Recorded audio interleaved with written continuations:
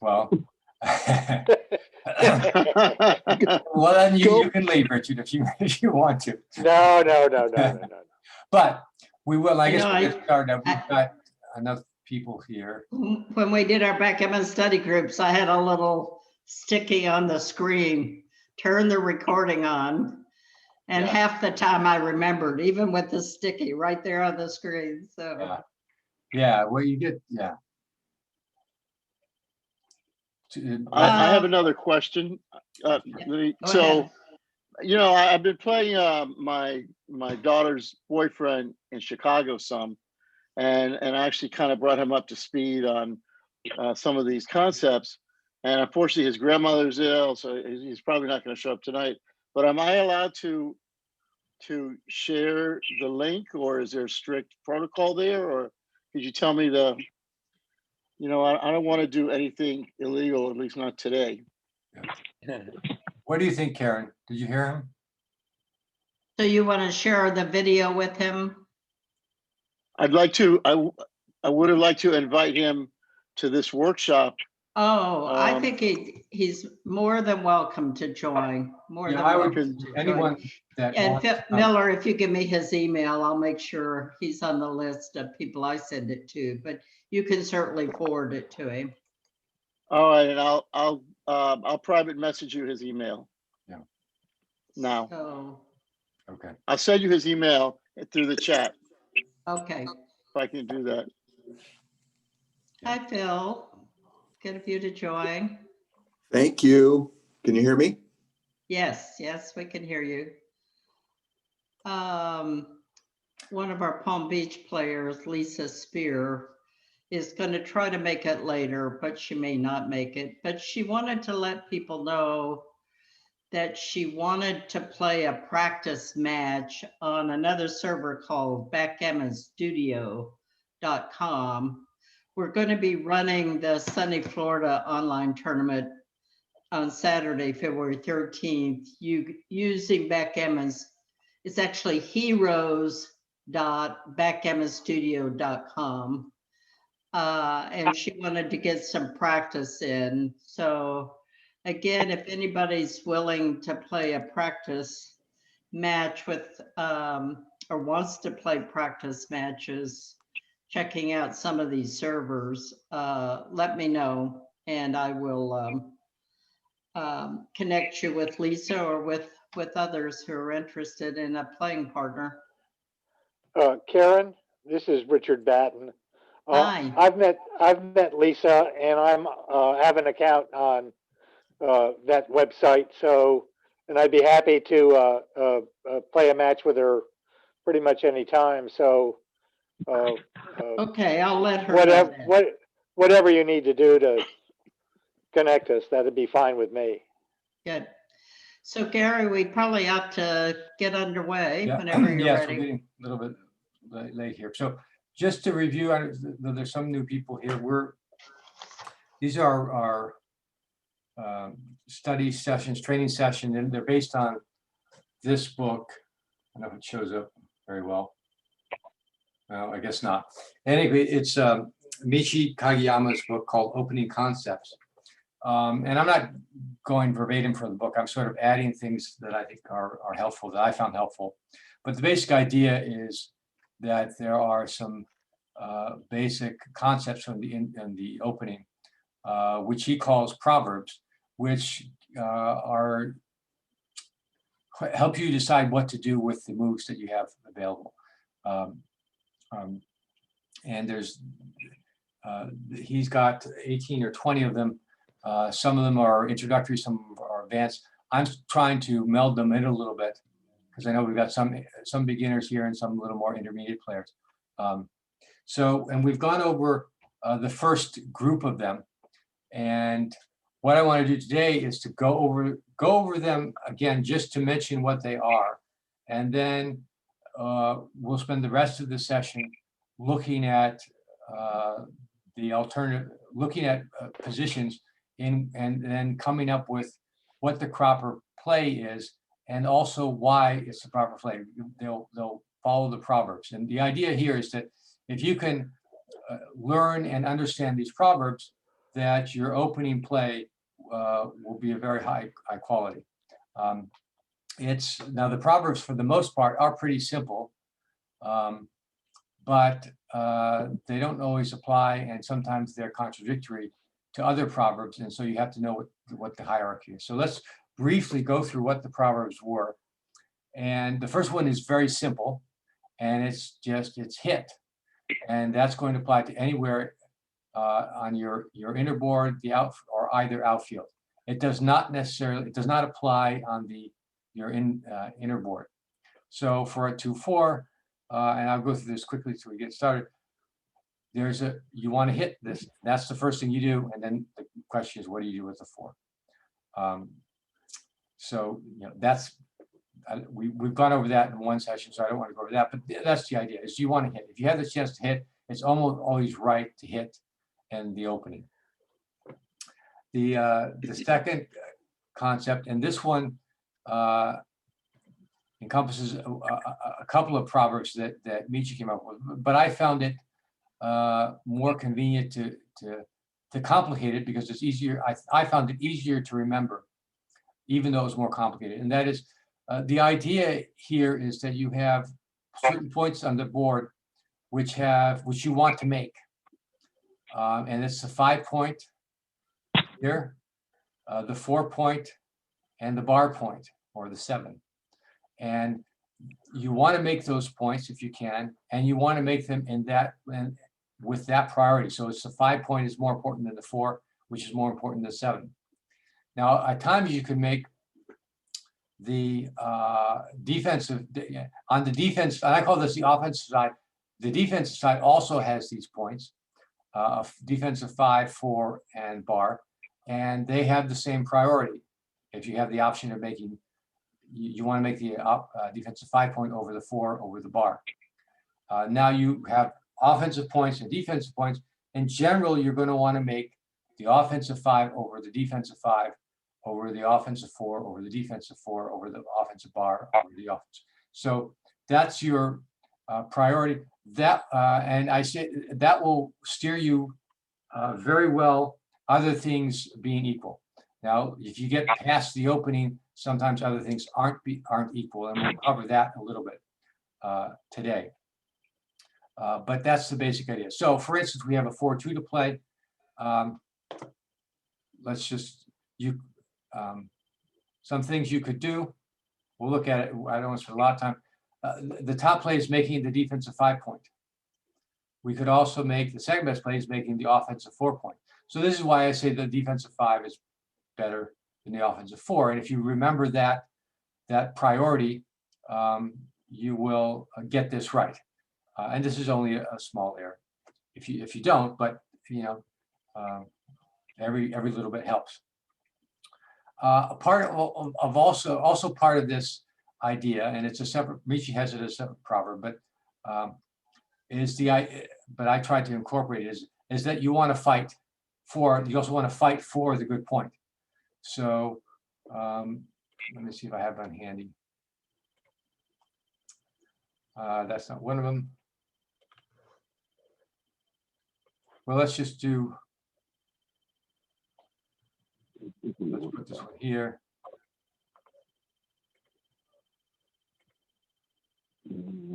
Okay, like a 2-1. So particularly for beginners, have a problem with this because the right play is going to be hit here, and this is called fighting for the strong point. And your opponent is threatening to make his 5-point, and you want to try to keep him from doing that. And so you're going to hit, even though there are quite a lot of return shots, which are going to send you back if you get hit. Any 5 or any entry number with a 4 is going to send you back. But the idea early on is that if you can make that point, you have a tremendous advantage. If you get hit, okay, your opponent doesn't have a board to worry about, and you can just come in and maybe make a defensive point. And it's not so bad, but the idea is that it's worth the risk, and you don't want your opponent to make that 5 points. So that's part of the proverb called fighting for the strong point. Okay, let's go. Now, those are probably the key, the top priority proverbs for the opening. We also, there are also some other, what I would call secondary priorities, and they fall into the proverbs of, one is called make an outfield point. So, and the idea here is that, okay, we have a 4-2 to play in this example. We'd like to make the 5-point, the 4 or the bar or some good point, or we'd like to hit, and now our partner doesn't have any numbers out in the hitting zone. So what do we do? And here we come in and we see we can make this point. So we don't have, we don't have, we can't hit, we can't make them one of the strong points. So we can, then the next priority is, okay, make an outfield point. Now there's another proverb that is incorporated is in terms of the hierarchy of points. We could fight for this point, fight for the 5-point here by taking the 4, and that's the second best play, using the 4 to go from 9 to 5. However, there's another proverb that actually Michy calls this more an intermediate proverb, but it's better to make the point than to hit loose. So if you can make an outfield point, that's generally better than hitting loose on the inner board, even when it's one of the strong points. Okay.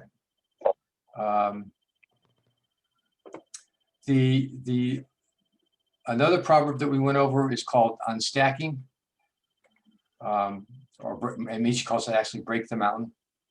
And when we start the game, we've got 5 checkers here and 5 at the 6-point and 5 checkers on the midpoint. So we want to get those checkers into the game by unstacking them. This is called a stack. Just 1 checker is called a blot. 2 checkers on a point or on a pip is called a point. You add the 3rd checker, now you have a point and a spare. And if you had a 4th checker, you've got 2 spares.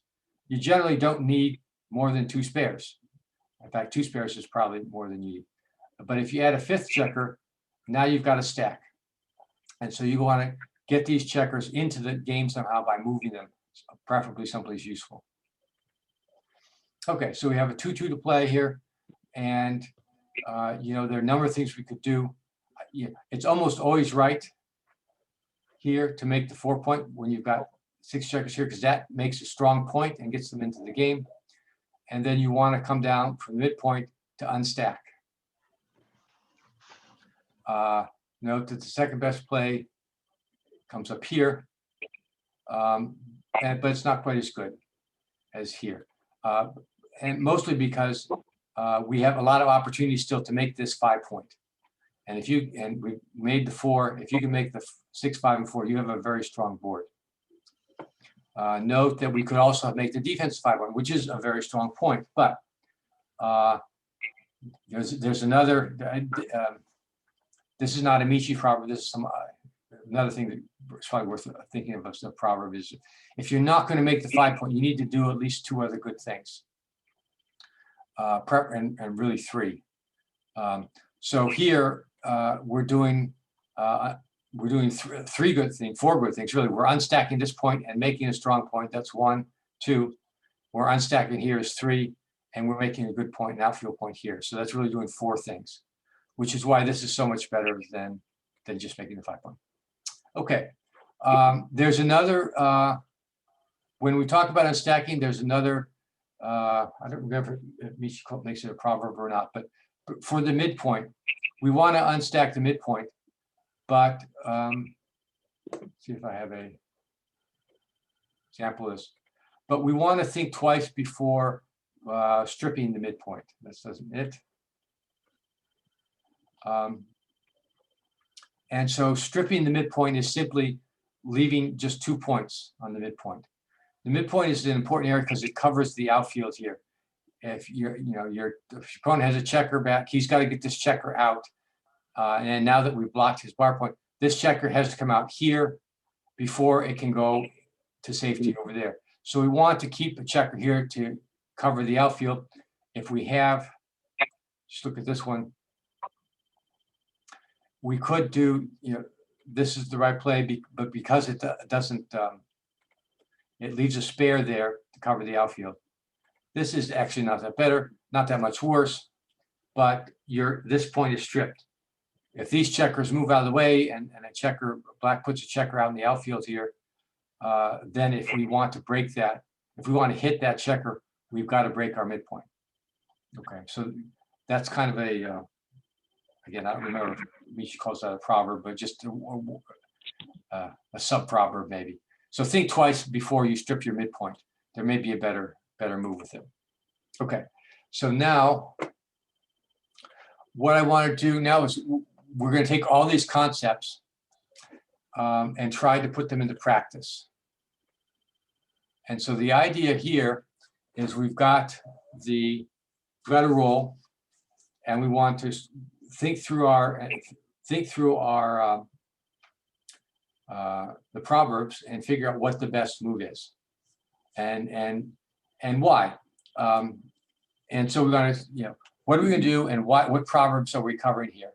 And there may be some where the proverbs may contradict each other, or it's not clear. So we want to understand the hierarchies of the different proverbs. Okay, so let's. So what do we do here? So and what do we do here and why? So take a look at this position. We got 4-2 to play from the bar. And does anyone want to take a shot at this? Bar 21, 13, 11. Good. And now why? To me, it's just. Well, you're making the defensive 4 point, which is good. You're making outfield point, a point, which is good as well. And you have to enter, so it's either 2 or 4. So you have to pick between the 2 or 4. Right. Okay. Well, you're not making the defensive 4 point, but well, you're right. You're slotting it, basically. But the point is that, okay, and with what I call the kind of the secondary proverbs to make the outfield point or unstack, your first step should be, can I hit in the opponent's inner board or in the outfield, and that's kind of your first priority early in the game, and you can't. So skip that one. Then you say, well, can I make a strong point? And you can't. You've already got the strong point in the 5 point, but you can't do anything better than this. So then the idea is, well, can I make an outfield point? And well, yeah, you can. Okay, by using the 2 to go from here. So that way, that means you're going to enter on the 4 and cover the 2. Cover with the 2. So if that was 4-3 there, then would you make the 20? The defensive 4 point.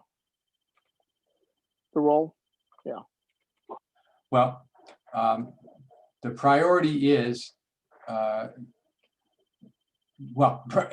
here's a case where it matters, the position matters, but for the opening, you have a chance to hit Okay. a checker back, so that's the priority in the opening. Now, if your opponent had something like this,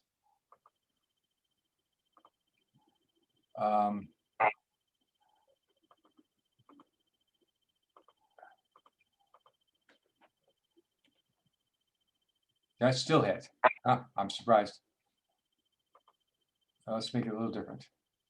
There are going to be some positions that still hit. Okay. There are some positions that you're going to want to make this point over hitting. This is, I couldn't come up with one here in this scenario, probably because we already had the 5 point and there's another checker back. But in any case, but for now, which is why this is a good rule, even though we'll get to some position. I think eventually, I don't know if in today's session, but there will be positions where you want to make the point over hitting. But for now, early in the game, stick with the idea of just hitting. If you can hit, you hit. Okay. Look at another one.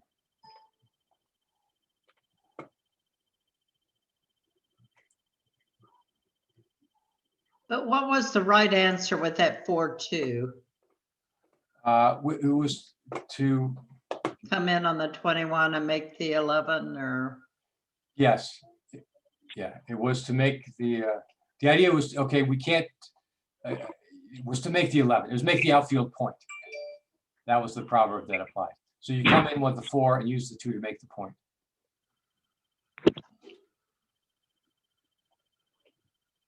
Okay. So now we've got a 5-3 to play. And what are we going to do and why?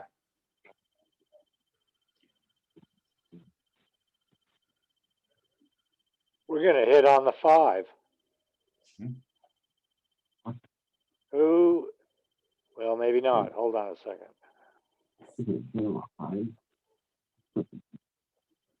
Ooh.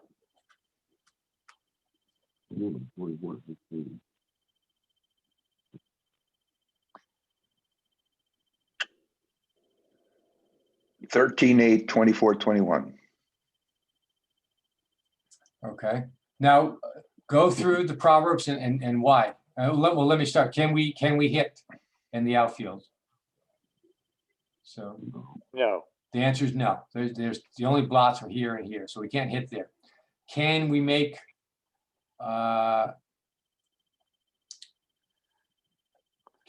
one of our strong points? no, No. Can we fight for a strong point? Yes. Yes, we can hit here. Okay, so that has a priority, but that that would tell us to hit there. Can we make an outfield point? No. No. Can we unstack? Well, by going 3 here, we've unstacked there. And the only 5, these don't move 5, so the other 5 is down here. We unstack there. So actually, we don't unstack the 8, but we unstack the midpoint. Okay, so those things should tell you that hitting loose on the 5 is the right play. You're fighting for the good point. That's the only proverb that comes into play in this situation. And now it's this was a tough one for beginners to see because you've got a blot here, you got a blot there, you've got lots of blots. But if he doesn't hit you here, you make this 5 point, you are in a very strong position. You have a very strong chance of winning this game and possibly getting a gammon. Now, it's not, if you look at here, this play is still a 50-50 game. I mean, have a little advantage because you might get hit. But black has no inner board, just a 6 point. And we have 2 checkers back. If we get hit, maybe we can make a strong point back there. But these proverbs tell you to hit here, which most beginners, novices are reluctant to do that because you're putting yourself under the gun here. But it is the right play, and by a lot, anything else is a blunder. Okay, let's go to the next one.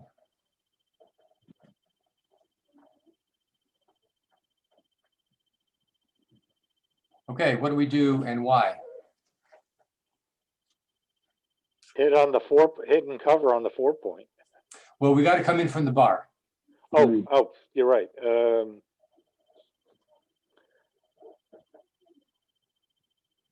Otherwise, that would be the right play. It doesn't seem to go along with the proverb, but I come in on the 2 and make the 9. Yeah. Well, it does correspond to a proverb. So let's go through the order again. We can't hit in the outfield. If we could hit this one, we would. We can't make a strong point. We could fight for it by hitting off the 4 with either a 4 or a 2. We can make an outfield point. We can make this point. and we can unstack by moving one of these checkers or one of those checkers. So fighting for the point by hitting here would unstack as well as coming down here. But we know from another proverb here that the priority is to make the point, and that has a priority over hitting loose on the inner board. Oh, And so the right play is going to come in on the 2, cover with the 4. And the next best play would be to hit here. But covering the outfield point is stronger than hitting loose. Okay. This is a variation. Oops. Mhm. I gave you the answers, but sorry about that. So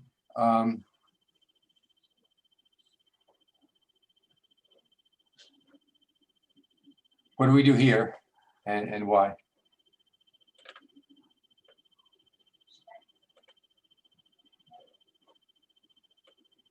Same thing. Bar 23, 10, 9. Yeah, it's the same position or same idea. It's just that because we can't hit in the outfield. We could fight for this point, or we could make this point. And so here, it's not a blunder to fight for this point here, because it's the 5 point. You have more covers, but it's still correct to make the outfield point.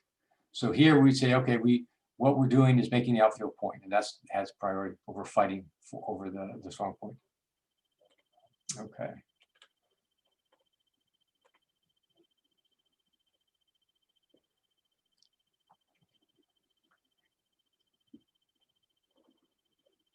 Okay, what do we do here? 8, 5, 6, 5. No, you gotta come in. We're coming in off the bar. Oh, I That's keep, Don't forget that. I'd say come in bar on the 20. 3 and make your opponent's 5 point. Oh,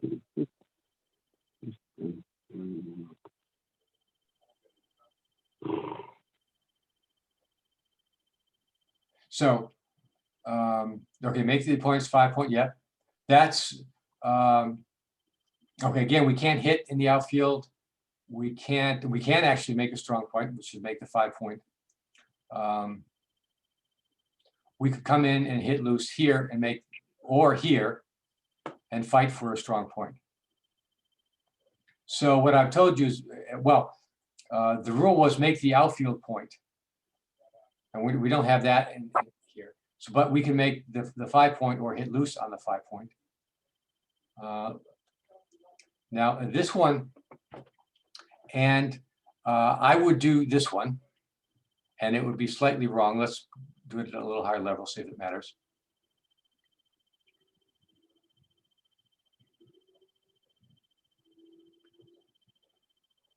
Yeah, it's not quite an error. It's a little bit less. I'm not sure if we rolled it out that it would do it better. So this one, it sort of breaks the rule of fighting for a point rather than making a point. But I would make the point. It's a little bit unusual because you've got black has so many blots lying around, and if you hit him here, he comes in off the bar and he can't do anything really that useful otherwise. But so this is a little bit of an exception where you might get the wrong play, but it's not off by very much. So I would stick with the rule and play it. And if this is the biggest error you make, then you're doing very well. Okay, and I wouldn't try to memorize that. I would just stick with the rule. Make the 5 point. You can make it. But again, with all the Beckham, these proverbs and rules, they're not infallible. There are exceptions which are confusing, and there's not much you can do about it. But if you stick with the rules, you'll do very well. Okay, 3-1.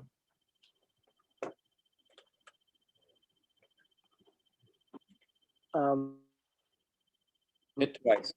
I'm gonna venture 8. Yeah, hit twice. I was gonna say the same thing. 8-5-4. Okay, I would think just make the 5 point. yeah, I'm not sure there's enough to blitz at this point anyway. well, okay, so those are, we haven't talked about blitzing or hitting two. Actually, that's the next section will be what Michy calls tiger play, which is hitting twice. And so, that doesn't fall within the teaching. So the real options here that I would look at, okay, we can't hit in the outfield. We can make a 5 point, either this one, defensive 5 point, or the offensive 5 point. And so, or we could hit twice, but we'll cover that later. But the person who said we don't have enough is exactly right. What we'll find out in the next section on tiger play is that you need to count your checkers in this what's called the zone, and we'll get into that later. But just for now, it's on this side, our side of the board, the offensive side of the board. And Michy's proverb is that 8 checkers are weak, 10 checkers are strong. And if you're in a weak position, you generally don't want to hit twice. But that's getting ahead of ourselves. Here, we can make a 5 point and put him on the bar, or we could make our defensive 5 point. So even if this one wasn't here, we'd want to consider we probably would want to make that defensive 5 point. Now also, he's got a checker on the bar, and we're going to put a second one on, and we're going to make a strong point. All those things make it a huge blunder to hit twice, and then making the defense 5 point doesn't even show up here.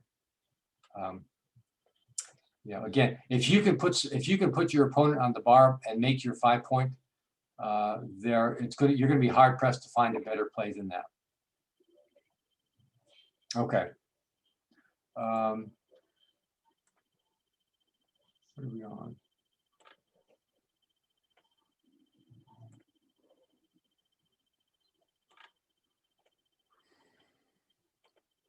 Okay, so what are we going to do here and why?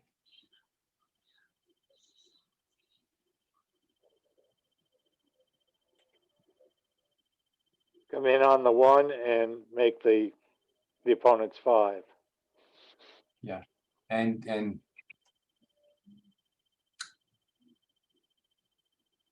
again, why are we doing that? There's not really a better, everything else leaves us too exposed. Yeah. Well, It again, we fights for can't. anchor too.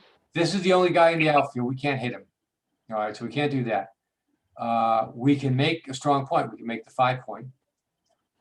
We could fight for the strong point by coming in on, well, either the 3 or the 1 and hitting here. We would come in on the 3 and hit with the 1 to unstack, or we can come on the 1 and make this 5 point. And so, generally, actually, we saw kind of an exception last time, but we're going to want to, if we can make the 5 point, that's going to be better than hitting loose. And so in this case, it's a blunder to hit this one. I'm surprised that this is better than this one, because we're unstacking here. But what it has to do with it, this is a good defensive position for a checker to be, and we're behind in the race with this. So, but that's a separate matter. So, but if you stick with the basic rules, okay, we can make the 5 point. Let's make the 5 point. That's a good thing to do.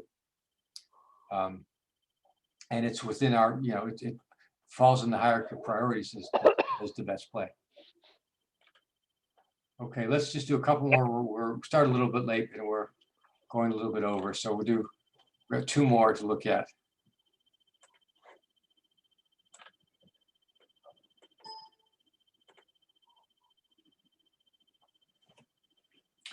Okay, so what do we do here and why? Make the 20 point. How about hitting the Oh, outfield? sorry, Kenny. I think hit the outfield. Yeah. So, yeah, we go through our list, we can hit in the outfield, and that's normally the right thing to do. We can make the defensive 5-point, which is also a strong move, or we can make the offensive 4-point. So this is a case where you're gonna want to hit this checker, other things being equal. Now the question here, the tricky part here is, are they equal? And you know, this is something that you kind of have to work on it to know. They're not equal. Other things aren't equal here. Oops.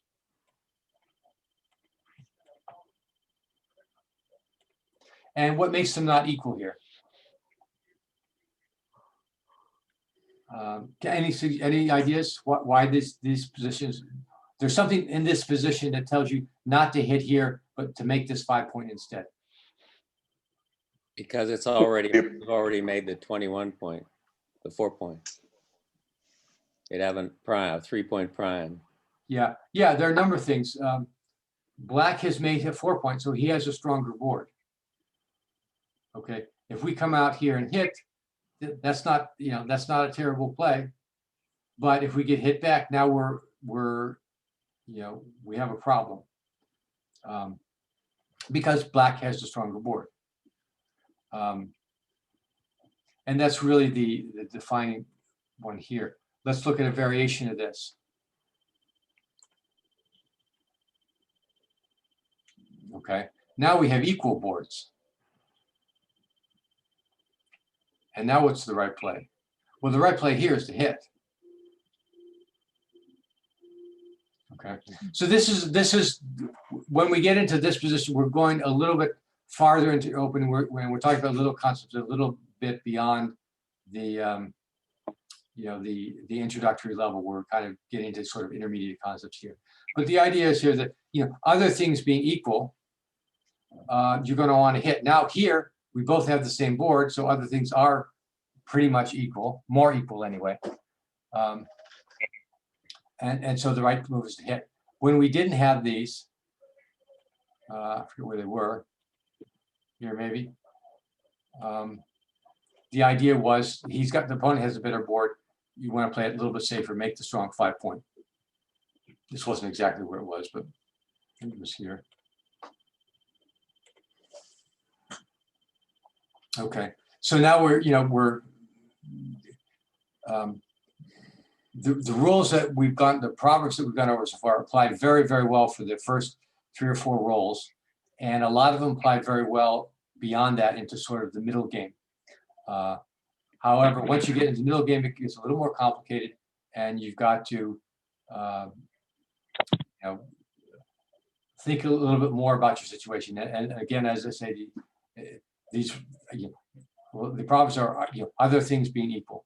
And here they're not quite equal. Your opponent has the 4-point, has the better board. So, okay, so it's 8:41, and we've gone a little bit past our allotted time, so we can, I guess, go into the Chouette portion for anyone who wants to play. How many people are interested in playing in the Chouette? Phil is. You got one? Okay. I'm gonna have to pass. Okay. Just anyone who wants to play in it. Because I've got some more examples if we want to do that. And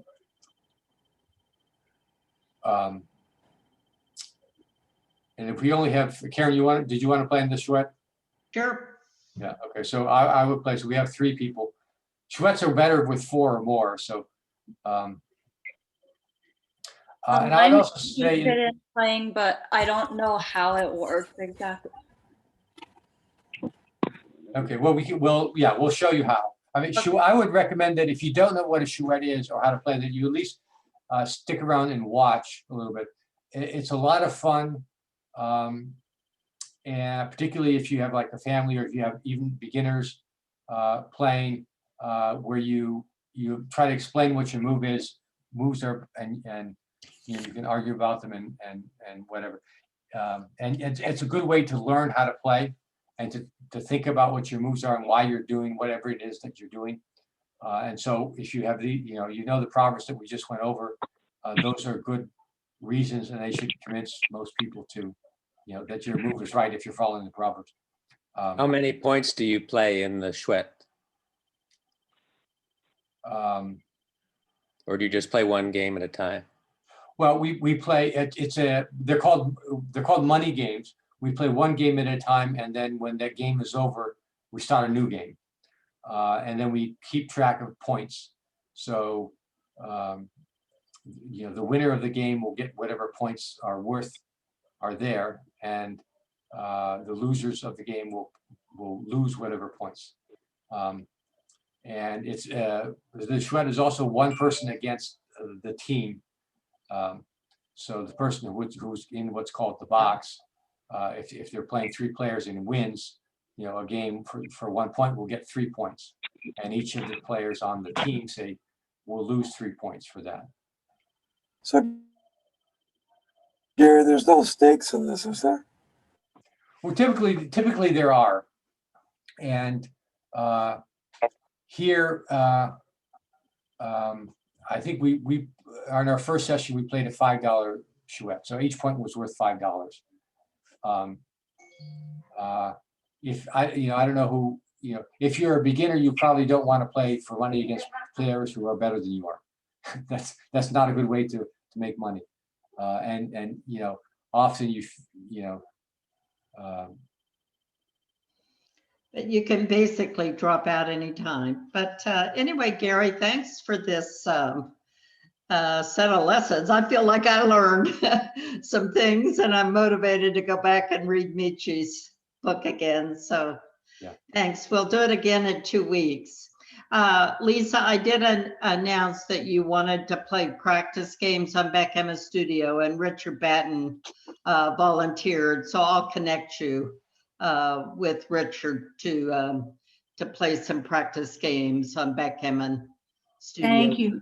Thank you, Karen. And thank you, Richard, if you're still there. I'm still here. Hey, how are you? I'm just not showing myself. I'm shy. Well, listen, I don't blame you. I really am not crazy about Zoom, but I'm enjoying learning about backgammon. So thank you, guys.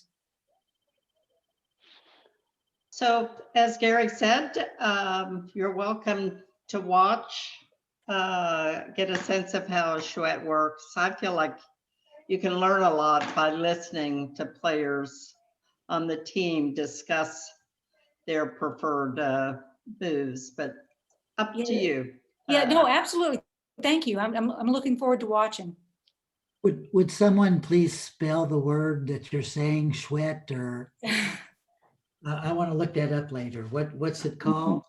I will write it down for you here in a second if you can see it.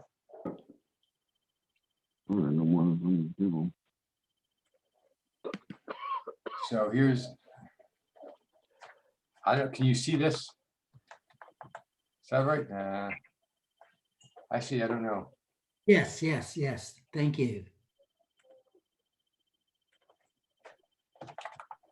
And then when you owe people money or you're going to get paid, you pay by Venmo? Yeah. Usually Venmo or PayPal or. Usually I handle all the money, so you pay me, which is Karen-Davis-419, and I pay all of the winners. So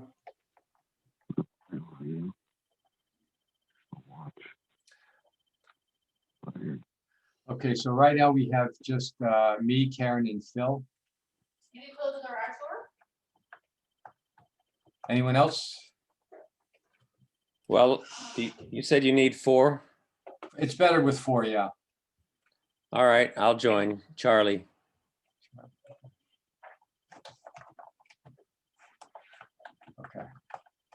Okay, so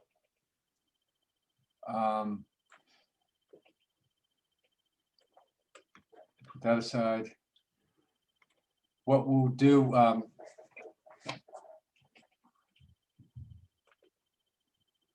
new games.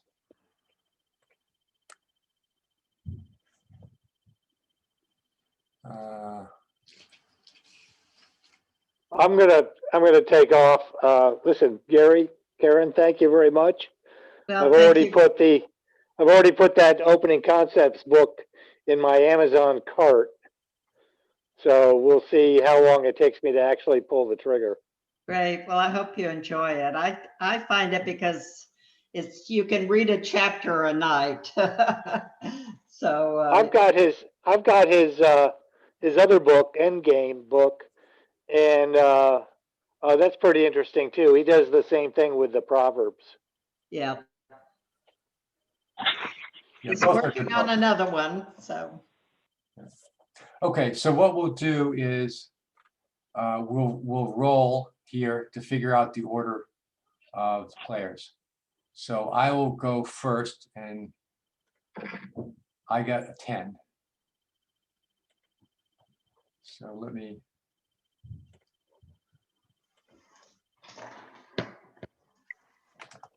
And the highest number will be the box. Second highest will be the captain, and this will give us the order of play. So I got the 10. Phil will roll next. Actually,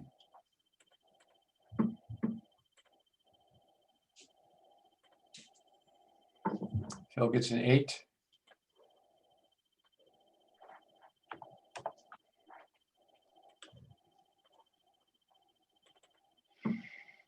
And now Karen will roll. Karen gets a 5.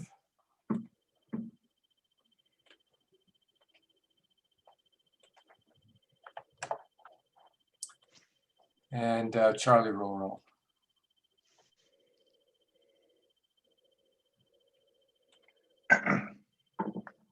Charlie gets a 2.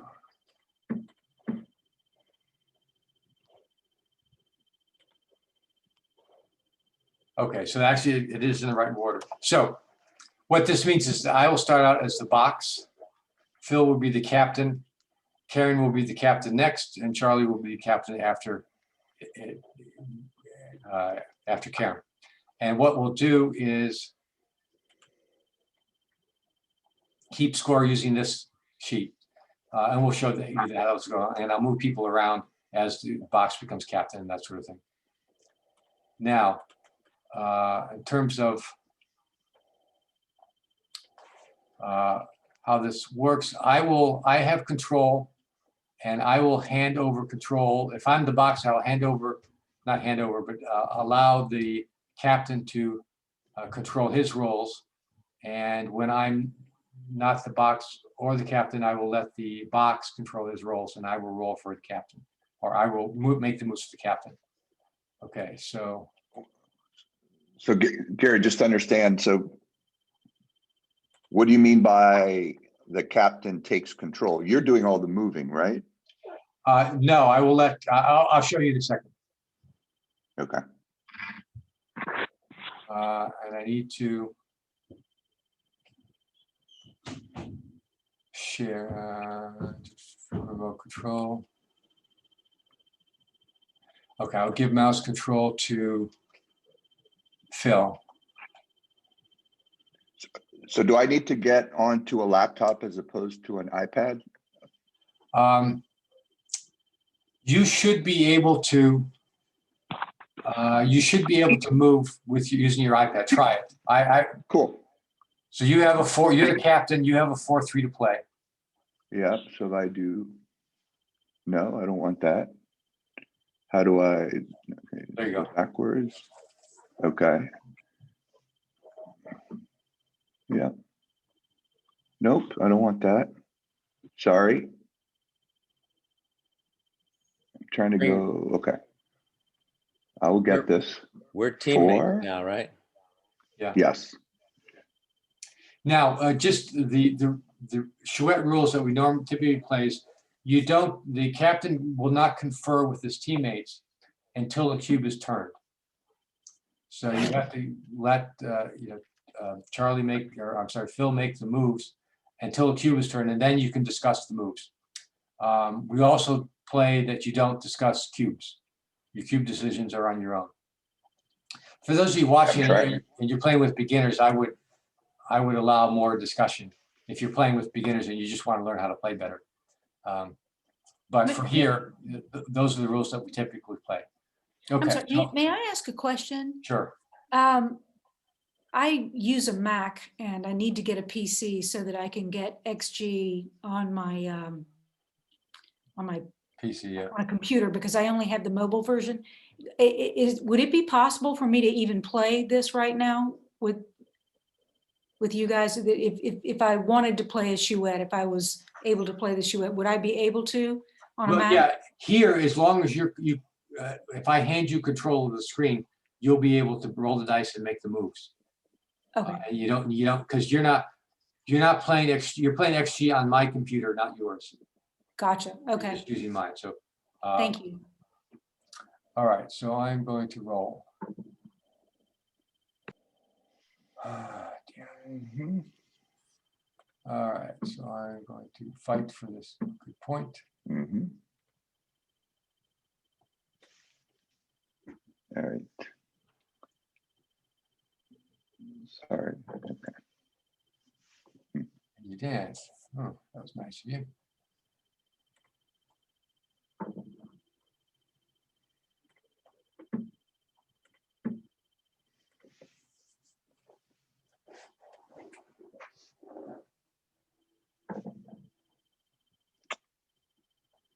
All right.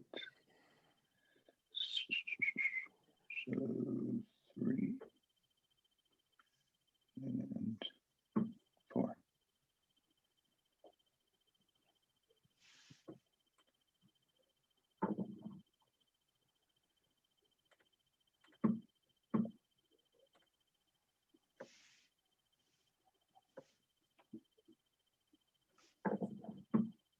Oops, nope.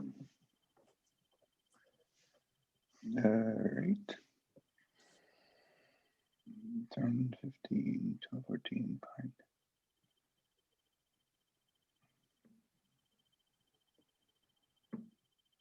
Mhm.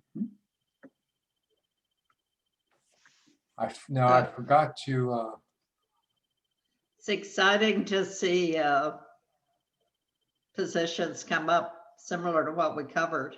Yeah. yeah. I wanted to show the pip count and I keep forgetting where that is. Oh, thank you.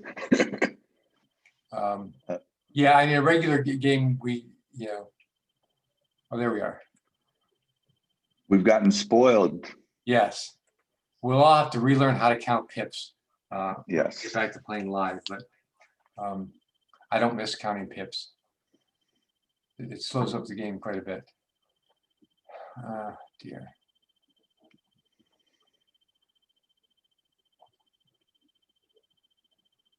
Hmm.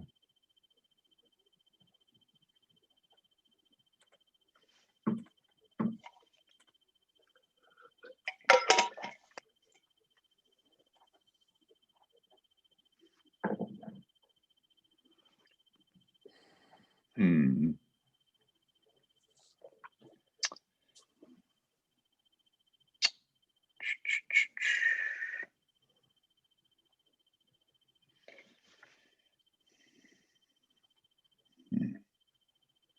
Just going to look at two different things. Look at that, or look at that.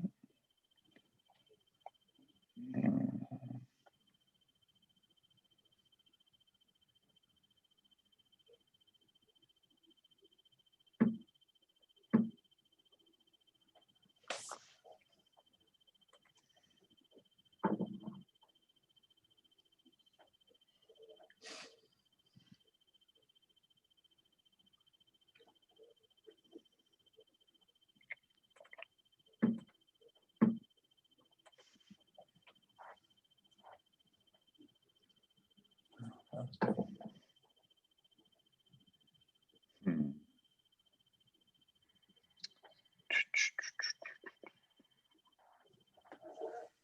All right. Don't have a choice, I don't think.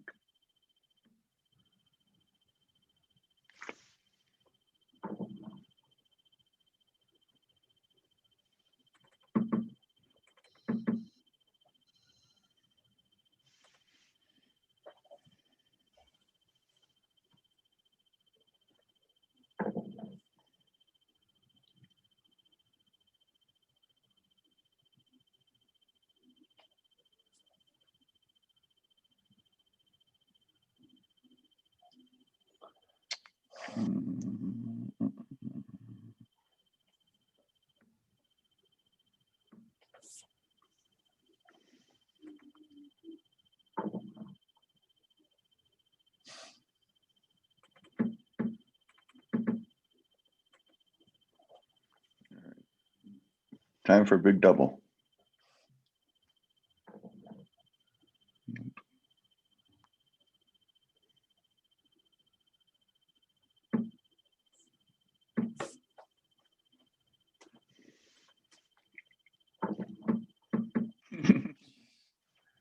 Three in a row. Hmm. 3 double ones in a row. Hmm.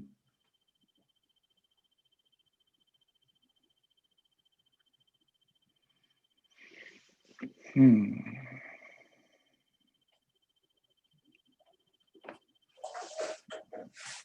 Hmm.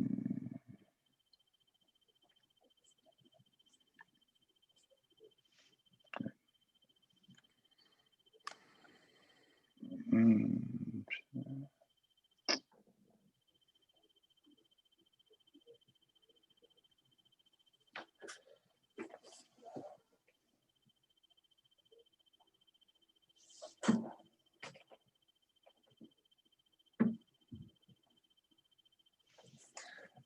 Okay, by the way, for the captain, if we're getting close to making cube decisions, just if you're thinking about cubing, just tell the captain to wait and not roll. Okay.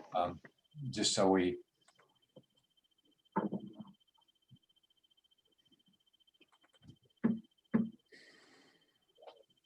Hold a minute.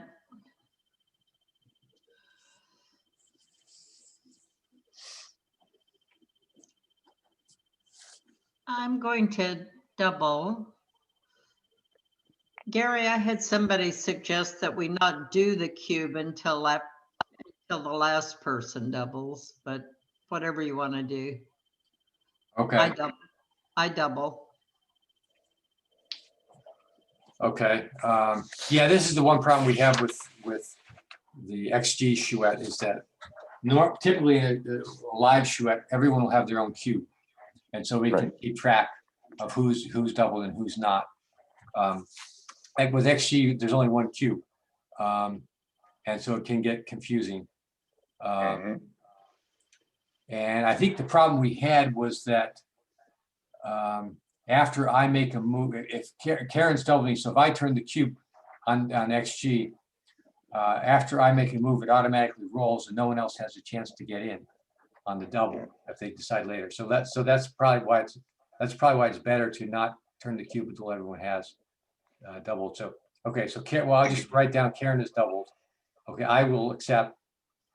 And Gary, just to know what happens if Karen doubles and you drop?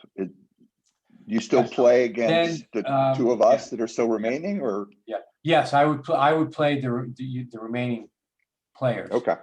And so just to keep in mind, we're playing the Jacoby rule, which means that you have to gammons don't count if you have not turned the cube. That's one thing. Second thing, I'm in the box. For me to stay in the box, I have to beat the captain. That's Phil. I don't have to beat the other two. Now, I don't know what we typically, some chouettes are kind of open as to what their rules are, but sometimes you have to beat the majority of people in addition to captain. So I'm not sure if I dropped you and Karen, Charlie and Karen, and beat Phil, I guess I would retain the box here, but and some rules you wouldn't. By some Got rules. it.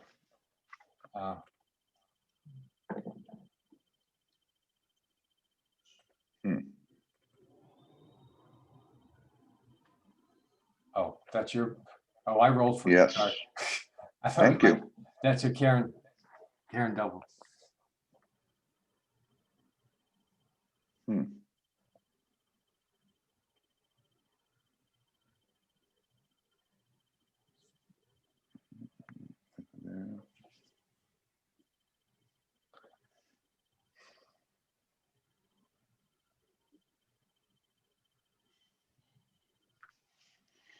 I'm just going to see what.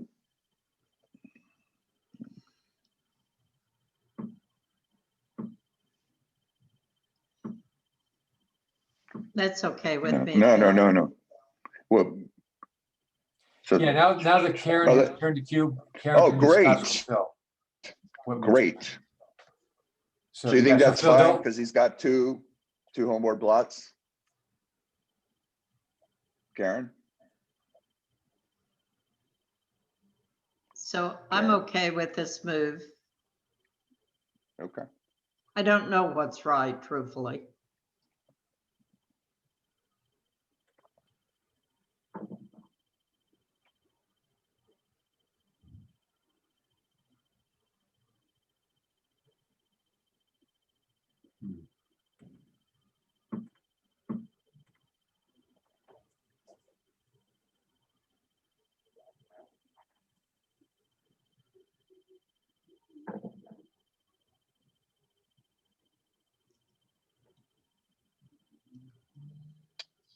Eight, five, three, two, Karen?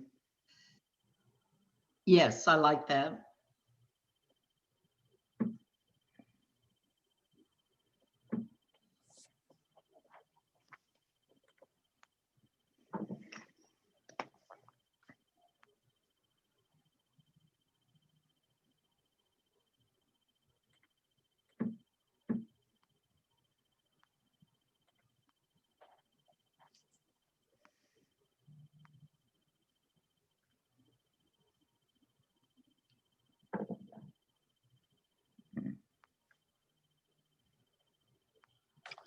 Four, and then, Wait a minute before you make this move.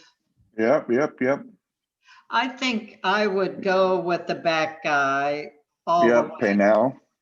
Yep, pay now. You're gonna have to leave a blot in Yep, any good event. call.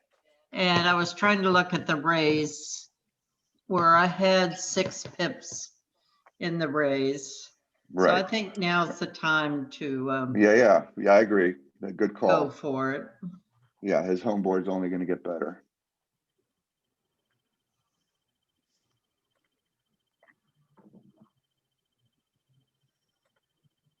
What a perfect roll. Mm-hmm. We'll try to match his roll. Just coming Nope. in is good. I try not to be greedy in what I wish for. All right, I am going to double everybody. So Karen will be at 4. Everyone else, well, you have to accept.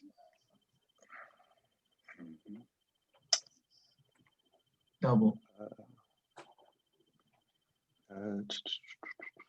So are you doubling me as well? I'm doubling, yes, I'm doubling everybody, yeah. I'll take, I- Charlie takes. Okay,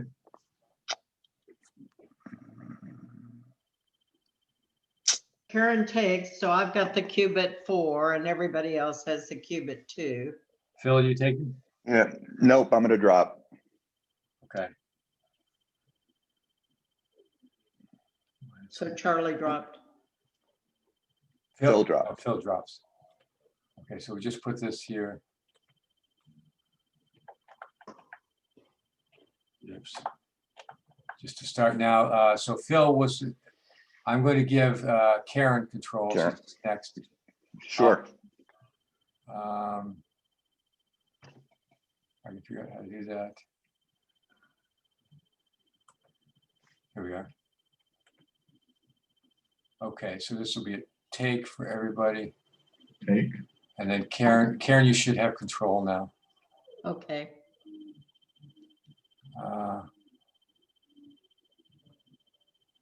Okay, well, you should, oh, there you're, yeah, okay. Well,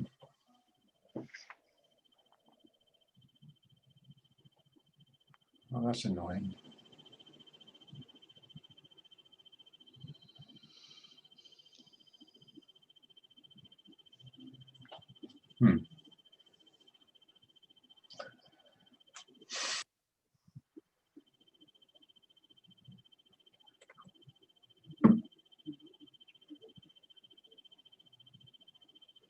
Can't do that.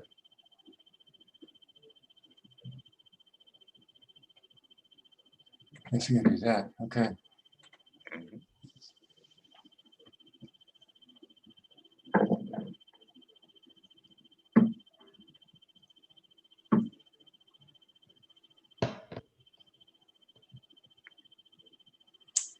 So Charlie, you can now talk about with Karen moves too. Okay, thanks. The race is on. Oh, that's too bad. I should have stayed.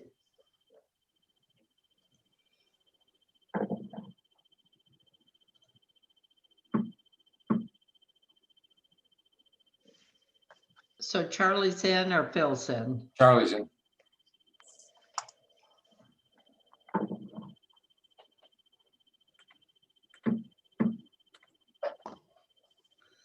So let me know if you differ, Charlie. Mostly we've got to roll better. Just roll double sixes, okay, Karen? That's good advice.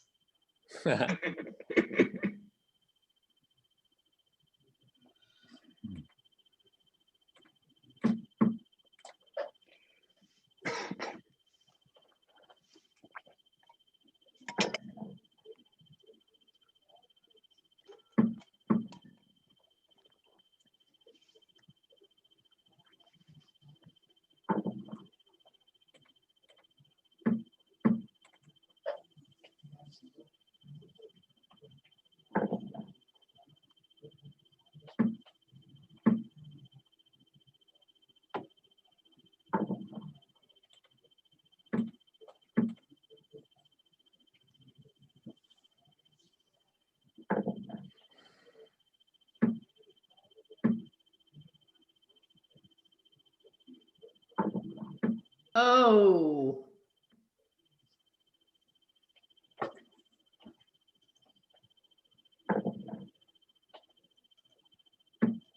Your turn's coming, Karen, don't worry.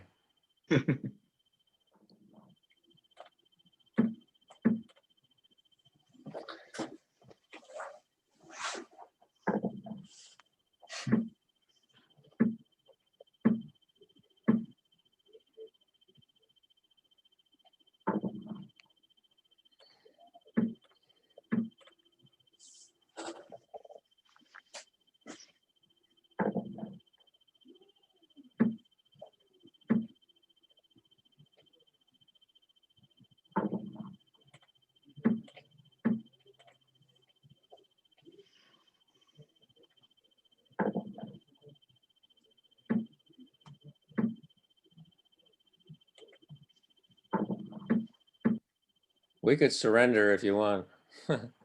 Never give up. Never give up.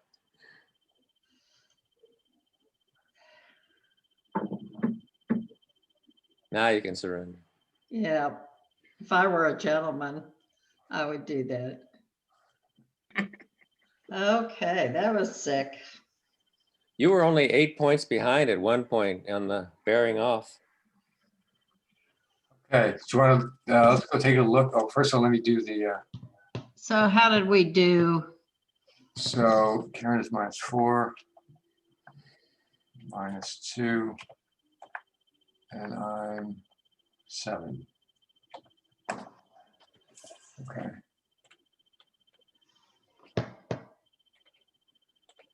So the team played world class. That's nice. For what that's worth. Okay, Phil will go down to the bottom. Karen becomes the captain.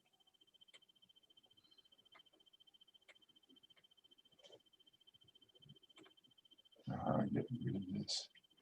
Uh-oh. How do you roll? You just move the arrow over to the dice and click on the left. Yeah, just clicking on the dice or clicking on the checker.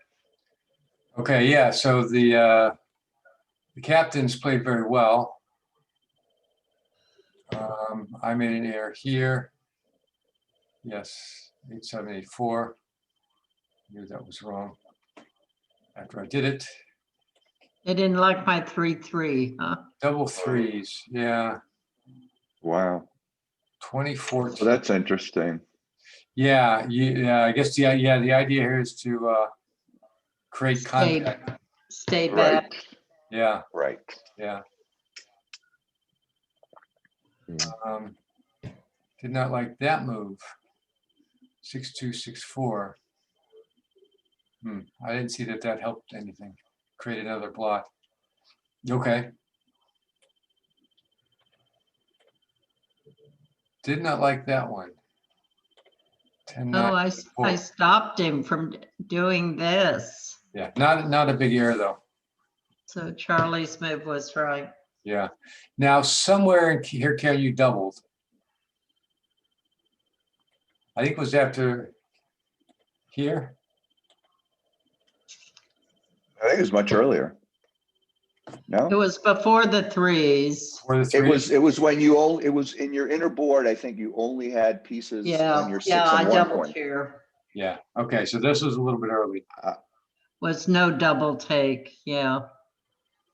Here I doubled, and that's no double. Okay. That was a big blunder. This 6-3 was bad, 18-9.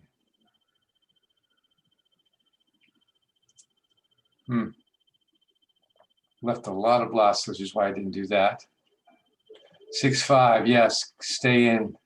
You're behind in the race. Yeah, I see that now. Stay in, and yeah. I don't think it would have mattered. Double fives was kind of a killer.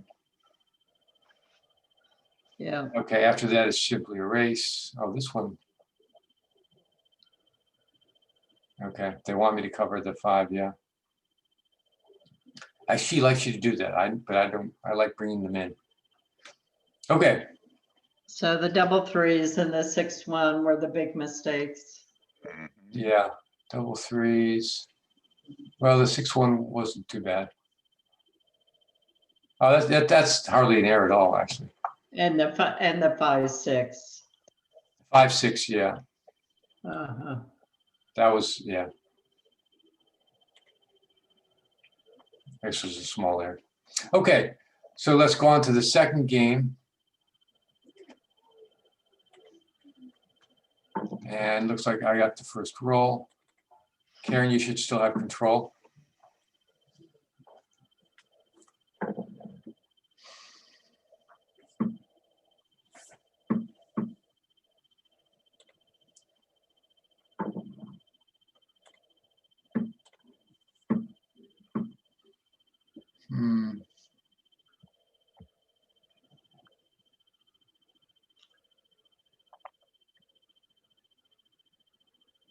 Yes, I'm going to unstack here.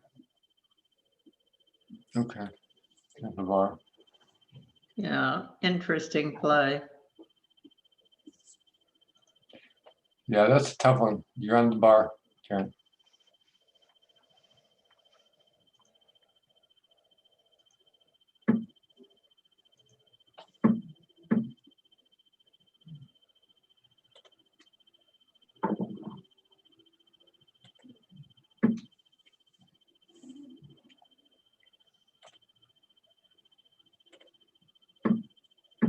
Do I want to do that or come on? No.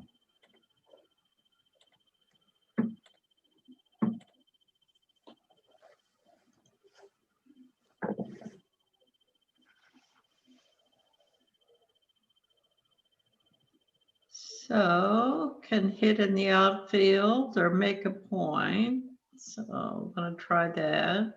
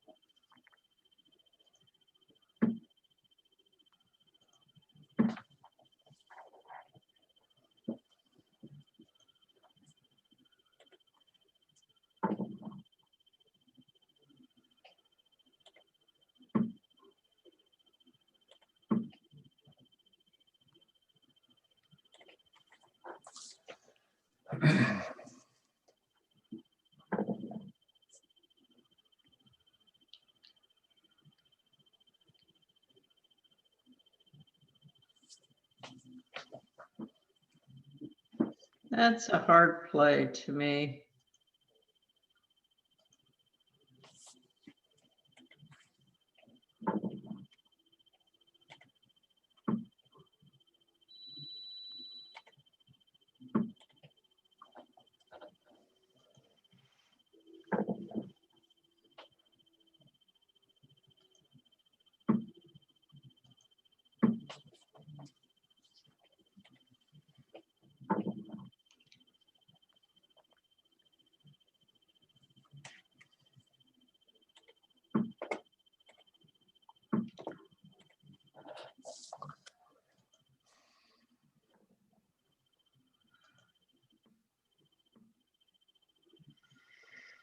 Arg, then what to do with the two?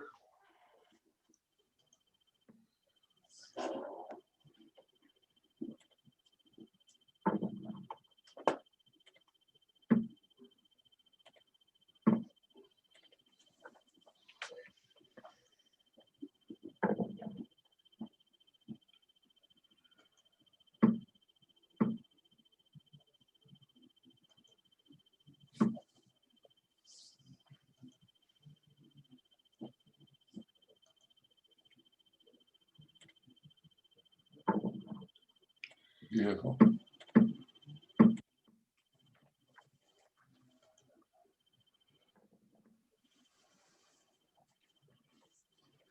Hmm. All right, I'm going to double everybody. Double. So generally we go with the captain saying, tell him what you're going to do first, and then the order. So I'm going to take. I'll take. Good. Charlie, what about you, Phil? I drop. Phil drops. Okay, One wise man. let me just put this in.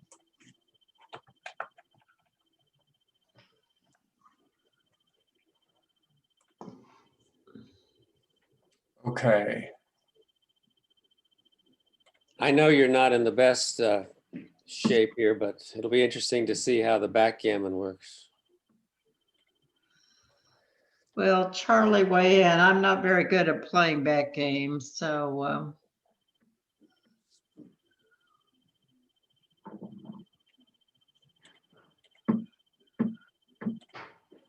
if you can call a 1-5 a back game.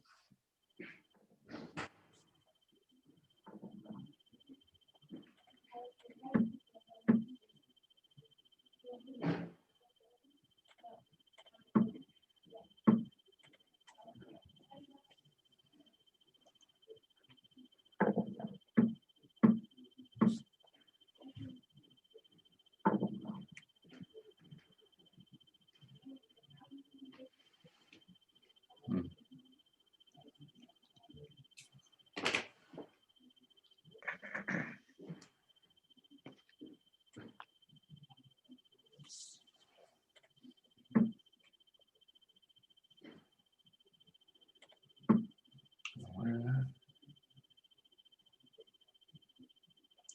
I don't know.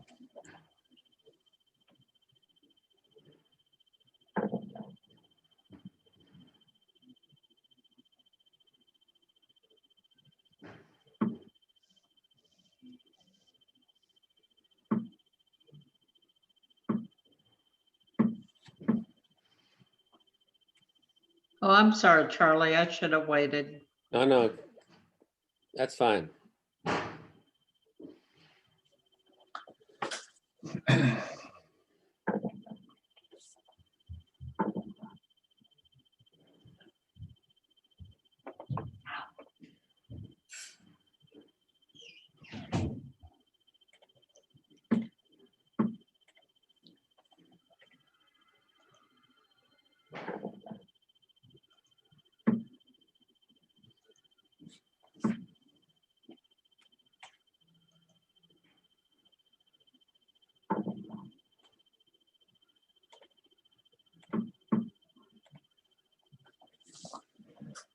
How about some double ones?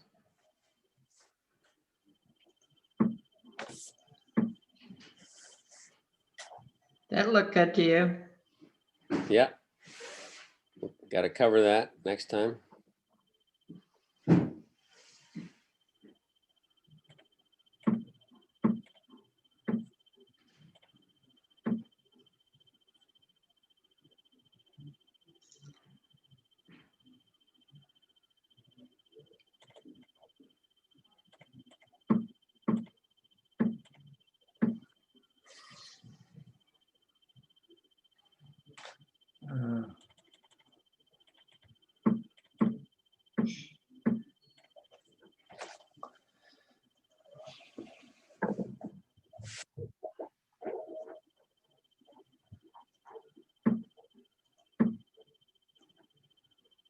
I think okay.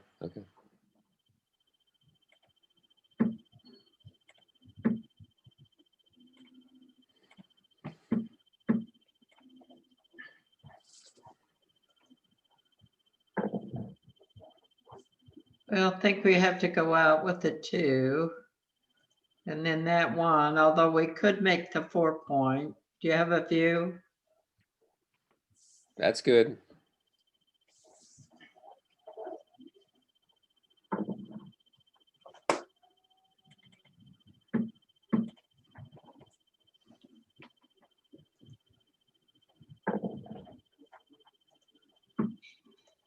I always wonder when to open up the blot.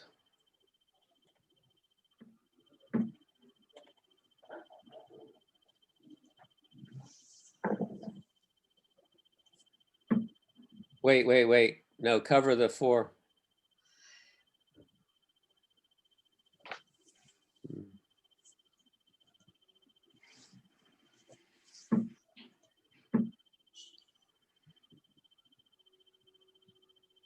All right, we'll do this.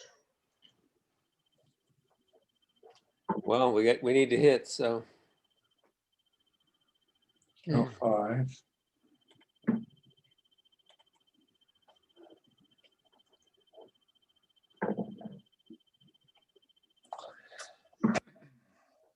You okay with that? Okay.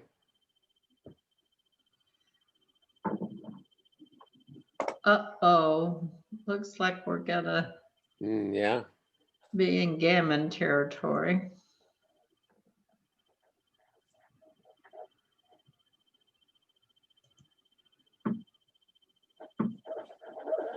That okay? Okay. I don't think it's a big deal. I always wonder about when to open up the 1 spot, because that would open up, give you a chance.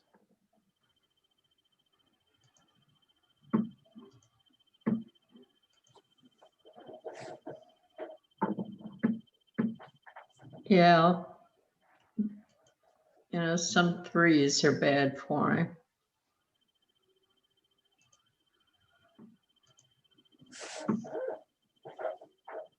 How about 6-3, Gary? I'm sorry, I should have. Wow. Thank you for calling his number. Yeah. Now we're talking. So 2, 4, 6. So I'm not going to redouble or anything wild like that. So you want me to roll? Yeah. Yeah, that's the problem with this. Oh. It's all right. Don't always hit.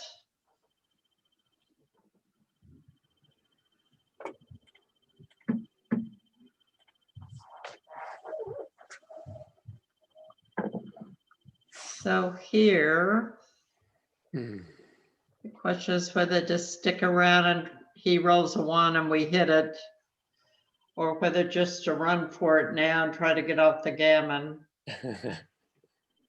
I think it's worth $5 just to see what's going to happen here. See what's going to happen. Yeah, that's a really bad phrase. This is for learning. We're trying to learn. Oh, we're about- learning. Good. We're gonna learn that that's a bad thing. How about 6-1? Okay. How about 6-1? No? Okay. So what would you do? You do 6-1. You would really go for it. Okay. That's right. See what happens. See, we could still get, he could roll a 1 and we could get what's called a coup classique. Ooh, classique. I roll a 1 here. I think you're gonna get one chance. 2 seconds. Oh Thank my you. God. There's something worse than a gammon. It's called a backgammon. All right, so let's do. So we saw what happened. So I get, Karen is -6, Charlie's -6, and I am 13. May I ask a quick question? Yeah. Sure. When you're faced with doubling choices, take, pass, or beaver, what is beaver?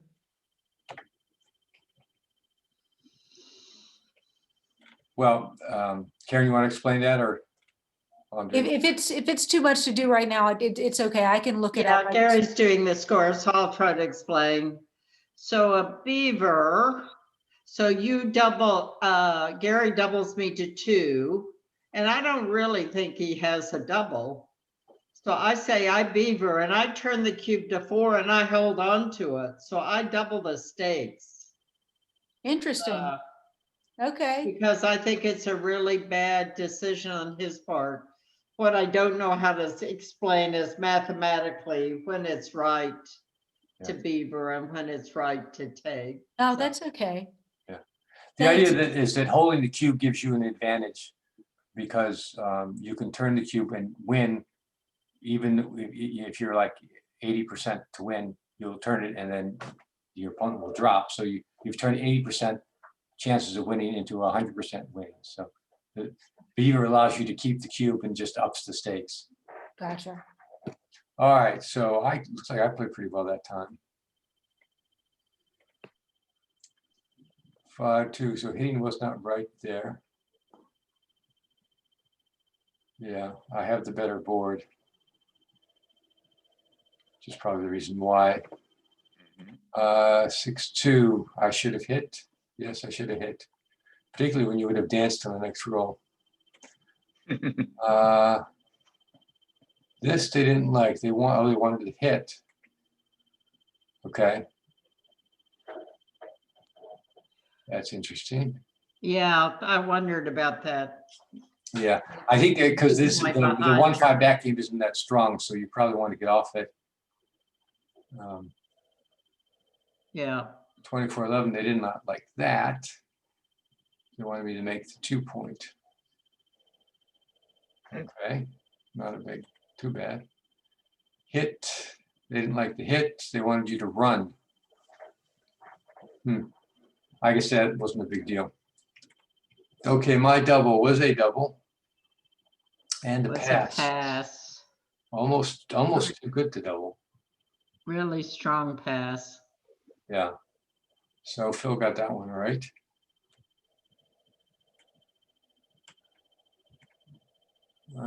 They did not like this. They wanted me coming on the bar. Okay. Yeah, it was a hard play, I thought. Yeah. Well, I'm glad I didn't do that given my next roll. And actually, you would have hit me probably. Okay, 2-1. Oh, Yeah, 4-point. Yeah. He liked the 4-point. Oh. Yeah. Well, I think this one, if I get a 1, say a 6-1 or something like that. Yeah. That puts you on the bar, or a 5-1 or whatever, and then you've missed. You're going to miss a lot of shots. Okay, and that was it. And you're staying. Let's look. So you didn't make some decisions back here. 5-2. Yeah. So this was. I guess it didn't matter. Oh, would he have run? No, just. Hi, Grandma. Hi there. You get a haircut? Yeah, these look, so it didn't matter whether you run or not. And then tier stain was correct. Really? Yeah. Well, yeah, this is the coup classique. So Yeah, you know, where I wanted to go was with the 5-2. you wanted to come out 24/17? Yeah, was it right to come out? It No, wasn't. that would have been a big blunder. Let's do it up high. Yeah, no, And he you was right, going Definitely. 6-1. Yeah. definitely stay, or yeah, definitely stay. Okay. All right. So, I gotta so all change. those decisions after we made the bad take decision were good, Charlie. So let me do this. I kind of like finishing a game. I learned we had what, 5 checkers in his home board, and or 6, 5, 6. It's hard because you don't have many points in your home board because you got so many in his home board. Okay, so Charlie, I'm going to hand over the control to you. Okay, just teach me how to. Okay, so have you used XG before? No. Okay, so you have a 6-5 to play. If you hold your cursor over, well, actually, yeah. And then click on the dice. Then click on the dice to signify you're done with your move. Okay.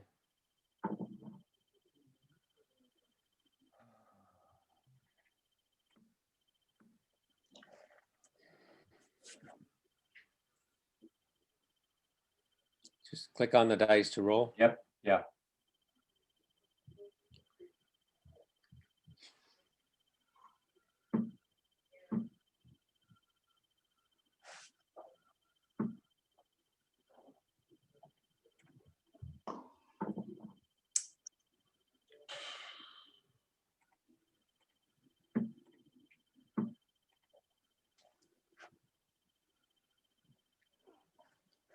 You have to double click?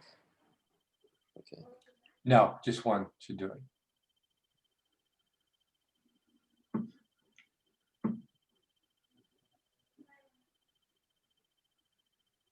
Here's the one. And then you undo over here.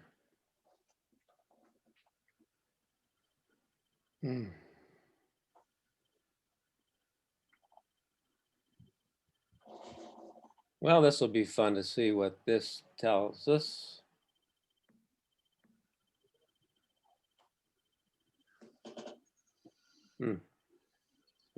Whether to have a 3-point prime or to take your 5.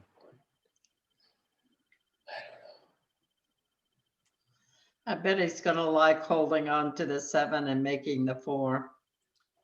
Yeah, normally it's right to make the 5, but the rule here is you got to do at least 2 good things. So to not do it, and the 2 good things you would have is have the 4 and the bar point instead of the 5. So I would think. And the way Roberti talks, we'll see what's right, but Roberti talks about having 2 good points, the 4 and the 7 outweighs having 1 really good point, like the 5. Yeah. There's also unstacking at a 6-point there too. Which is probably more of a secondary factor, but.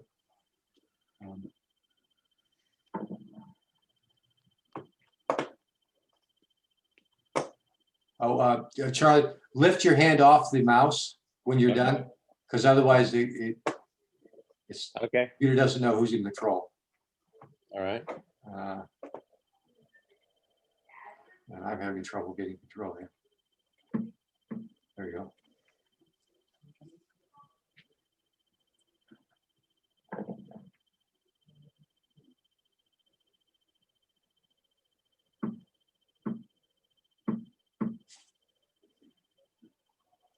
A great play.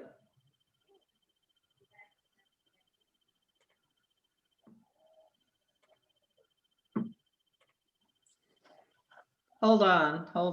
Oh, sorry. I'm sorry. It's okay. just give me a little warning, like when he's, Yeah, I forgot to, yeah, you gotta hold, that's a tough one for online Chouettes, because you can't throw something at the captain. Or hold this. so it's my move. Yeah, you have to play it, Charlie.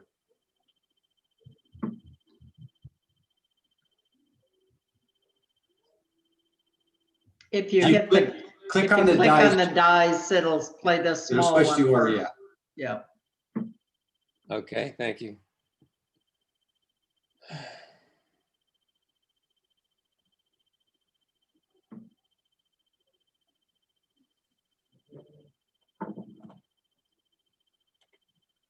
Okay, Karen, I'll wait.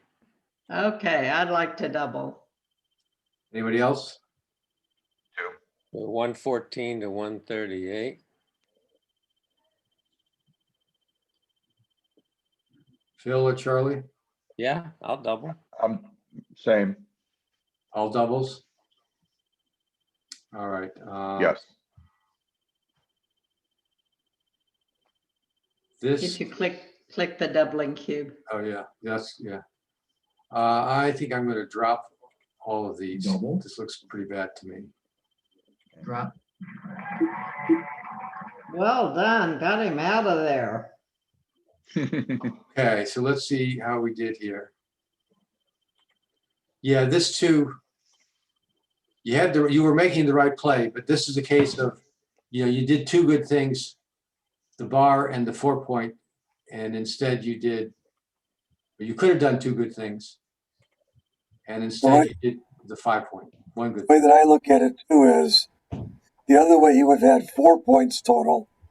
This way he just shifts to keep 3 points total. Yeah. How bad of a mistake was it? 0.269. They're pretty big. Pretty You big. know how to read those tables?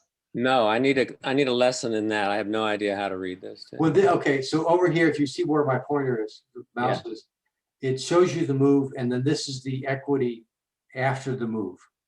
So after this move, and the little box that comes up tells you in more concrete terms, or easier to understand. Okay, so after you make this move, your chances of winning are 66.87%, and you have 18.9% gammons. And after this move, you got 61% chances to win and 70% gammon. So this one was higher by almost 7% chance to win. Anyway, that's what that shows. And so this is the equity that you lost is this number here. So you lost 0.269, which it's hard to tell what those means. But what we usually think of is if it's within 0.02, it's not an error really. It's close enough. If you're below 0.08, I think we're using here, it's considered an error. 0.08 or higher is considered a blunder. So I lucked out. Well, Karen was right to luck can double. overcome a lot of blunders.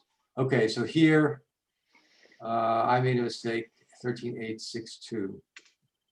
Yeah, I wondered about that. In fact, I even thought hitting on the 1 might be right, but it's not. Close. Let me see what I did.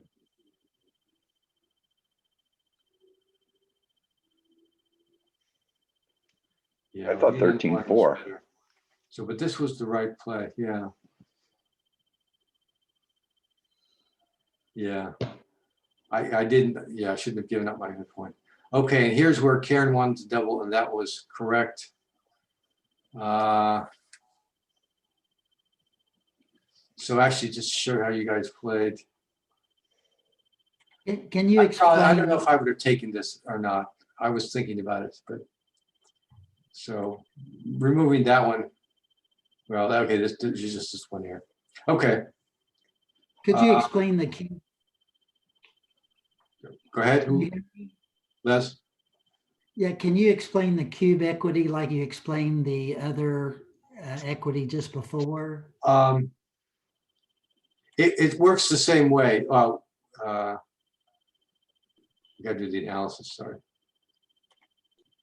So no double, it's 0.844. It's actually, it works same way. It's a little more complicated. So,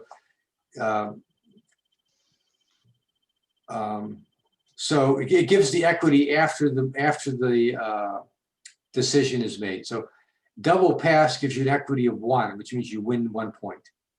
So that's kind of easy to understand. No double, it's 0.84. So, you know, you got 73% chance to win and 20% gammons. So you take that and offset it against my 26% chance to win and 5% gammons, and come up with 0.84. So the best move was it. So that's what you did. The best move would be to double and a take, which would have been an error for me. So you should have doubled here, and you would have gotten either the 1 or the 1.14. Instead, you didn't double and you got with 0.844. So this is a 0.156 error for the doubler.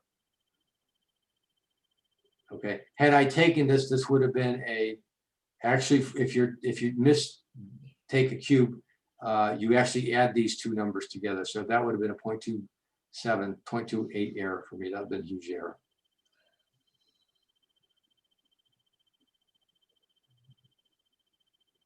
I think that's how that works. Anyway, so that's roughly how that works. Okay. So I am -3. Everyone else is 1. And I go down to the bottom.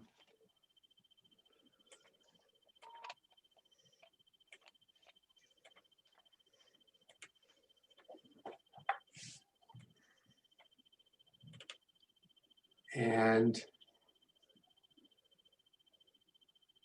I must have done this wrong. Karen, you were the box, right? You were the captain. Right. Okay, I must have switched it up. Okay, I probably put Charlie down instead of. So that's right. Because I think Phil is next in the box. Phil is the captain. Okay. All right, so Karen still has control as the box. And then Phil, I will control your movements. You just tell me what you want to do. Okay. 24-14. Okay. All right. And Karen has control. Oh. No, Charlie had control. Charlie, were you the captain last time? I was not the captain, but I stayed in. Oh, yeah, no, yes, you were. Yes, you were. I got this. Yeah, Charlie. Because yeah, we had a discussion of the double twos. So right, Charlie is box. Charlie's the box and Karen is the captain. All right, so Phil, we can either keep that move, oops, or start over, or make a different move. I guess we'll just play from here, and Karen will make the decision. Okay, so Charlie, you have a 4-1 to play. I have a 4-1. Yeah, you have a 4-1. Oh, yeah, it rolled for you, but you have control of the. I thought my dice were on the right. Now the box plays on for Brown now. You're the box. You're the box, Charlie. Oh, and it doesn't switch the board. No. Okay. Well, that's interesting.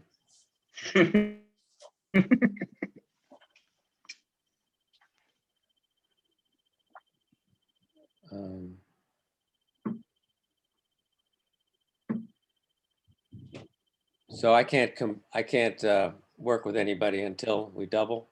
No, you're on your own the whole match, the whole game. On my own. Okay. The captain, only the captain can confer with this. I've never played backwards. Okay. All right. Well, it's a good one. It's a learning challenge. experience. All right, Karen, 5-3. So I want to go 24-16. All right. Yes, hit. That's a proverb.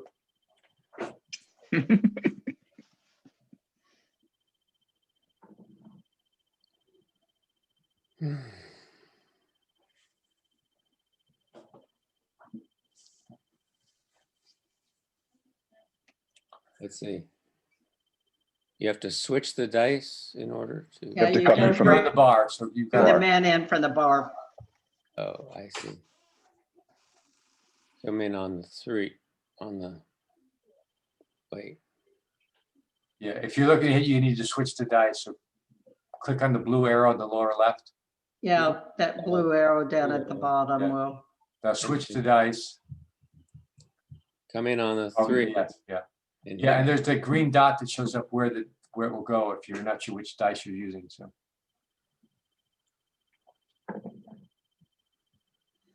So I'll come in on the 1 point, 24 point, and go 16 to 13.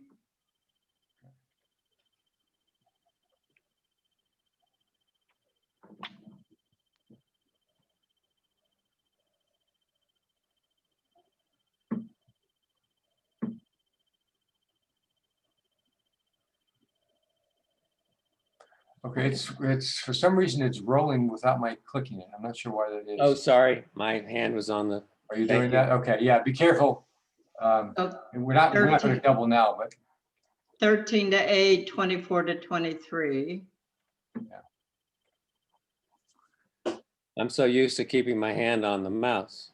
yeah, you have to take it off because it gets confused over who's in control of the screen. Right.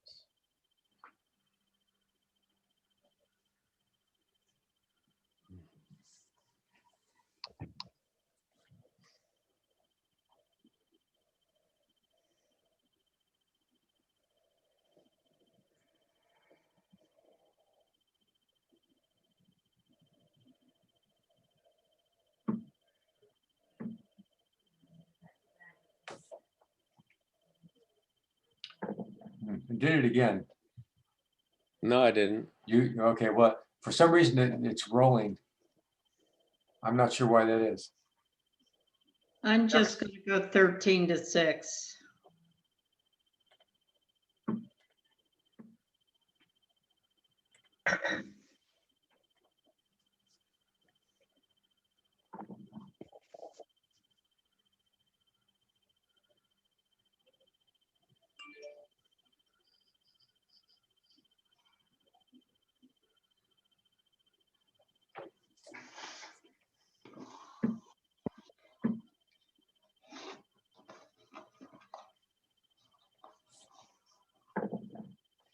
Great. So I'm going to make the 5 point and the 7 point.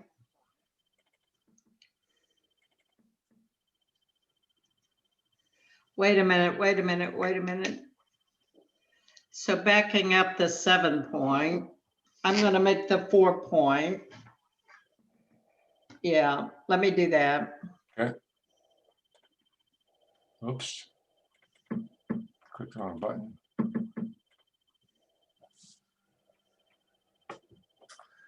I don't know what was right there.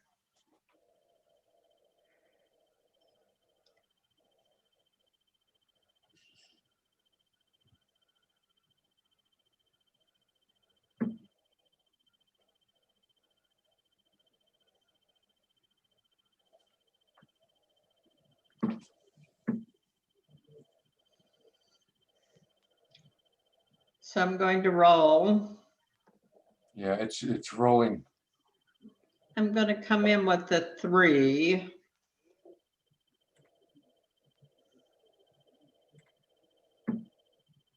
And I'm going to do 8 to 4. Done. Okay.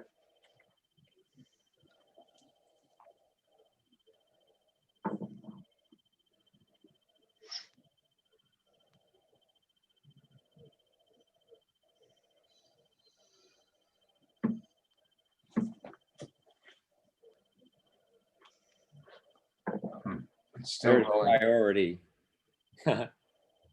Yeah.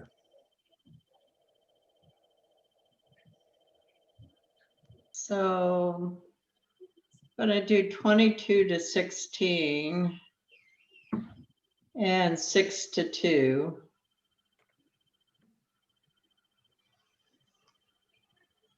Done.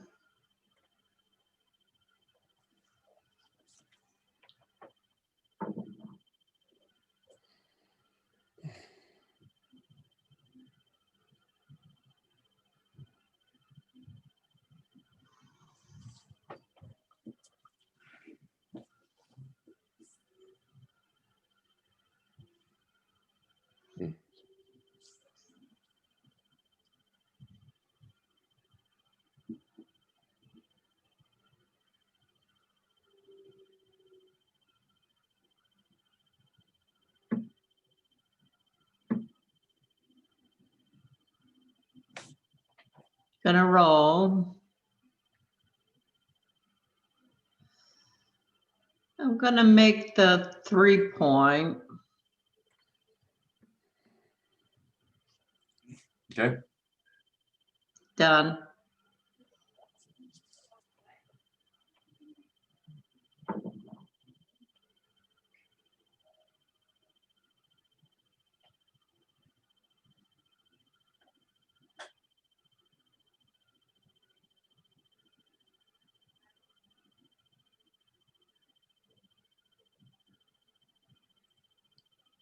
You click on the dice to switch them? Yeah, yes.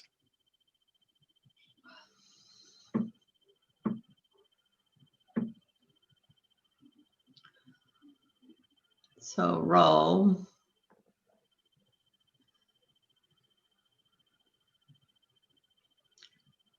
I find double clicking on the dice helps.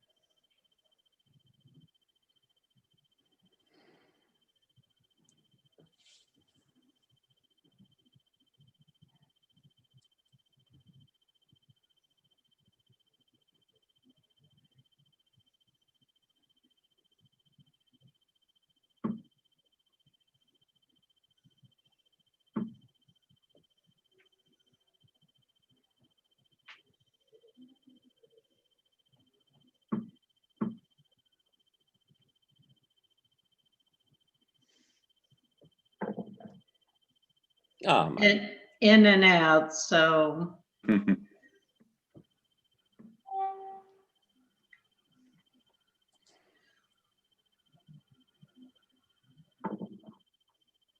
Hold it if you can. Yeah, don't, yeah, it did hold. It's good. I'm not sure why it did that.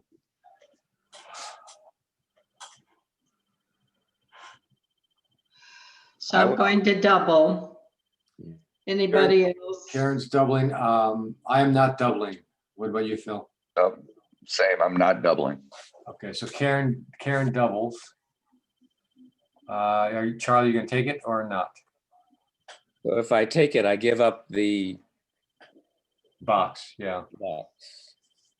Oh, no, I'm sorry. If you don't I take, mean, I'm sorry, if I pass, I give up the box. yeah. So I will take, Okay. And so we'll leave the cube and XG where it is, but Karen is now has doubled. Okay. I was watching that Olsen Froshi match, and Olsen was in 2014. Olsen was so lucky. Okay. So I'm gonna do 15-9 and 6-2. Okay. So Charlie, you said you watched the Michy Hidaki Ultimate Backgammon Champion? It was from 2014. Okay, so let's see. 5.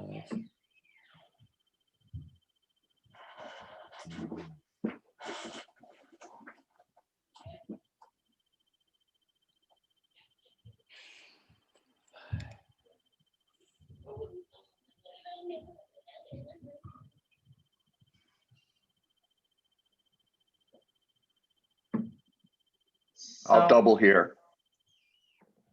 Okay, yeah, it's for some reason XG is not giving us time. So Charlie, if you could wait after you're done, tell us you're done, and then we want to roll. So that we know if we want to double, because it's not, I'm not even touching the dice, and it's just rolling for us. I don't know why. Never seen that before. so I'm just gonna play safe and play 9 to 2.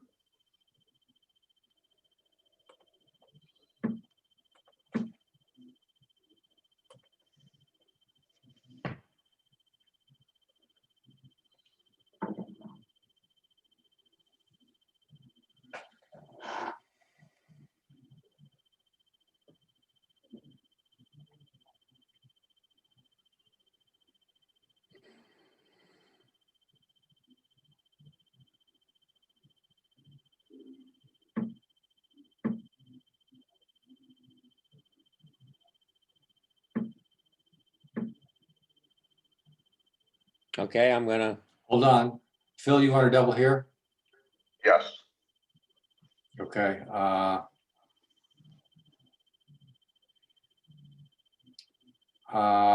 will not double here. So Charlie, you want to take Phil's double? Sure. Okay. So Karen and Phil are at 2, and I'm still at 1. Okay, now go ahead and click, Charlie.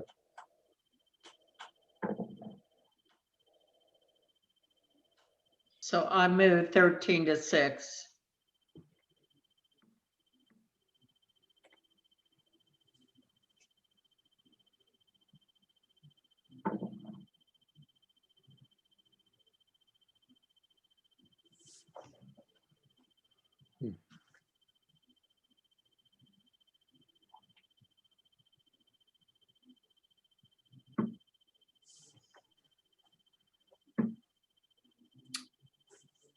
Go ahead and click when you're done. I'm not doubling here yet. I can click off. Yeah, go ahead. So 13 to 5.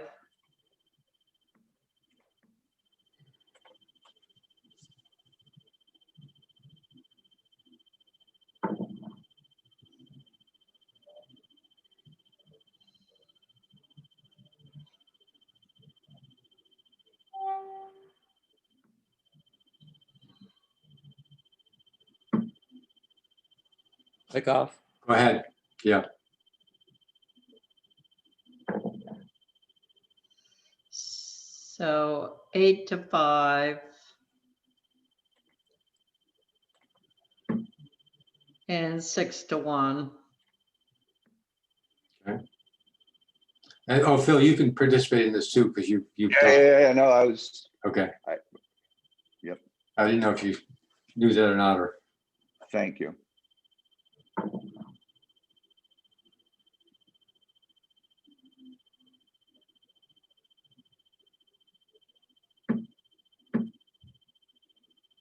Click off. Go ahead. Yep.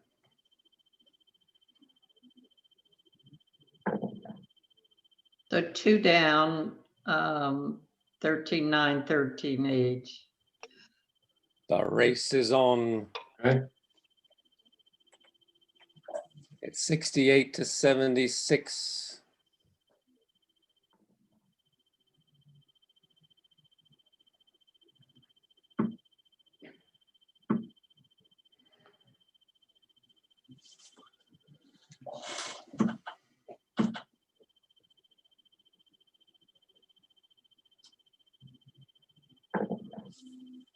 So 9 goes 6, 9 to 3, and 8 to 4.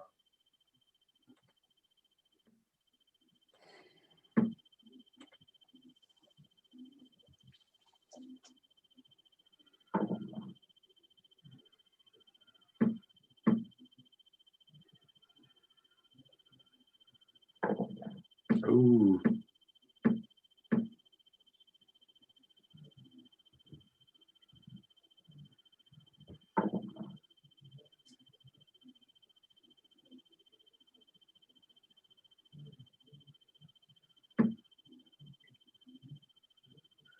Okay, Charlie, I'm doubling now.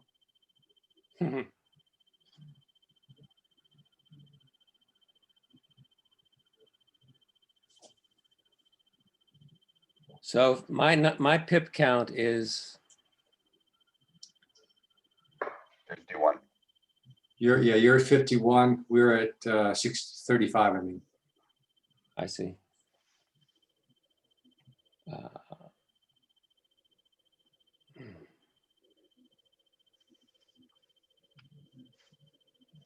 Well, it's probably not a take, but well, you can pass me individually because I'm the only one doubling. Phil and Karen have already doubled, so you don't lose anything by you will lose a point, but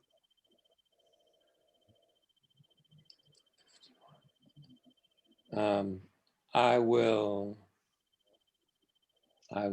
pass. okay. Okay, so go ahead and click on your dice.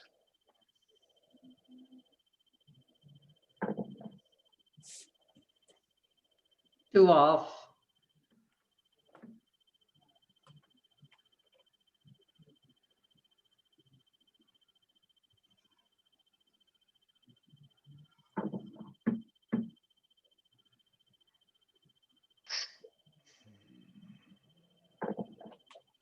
Two off.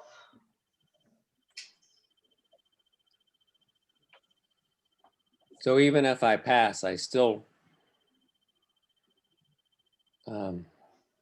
Yeah, well, you're still playing Phil and Karen.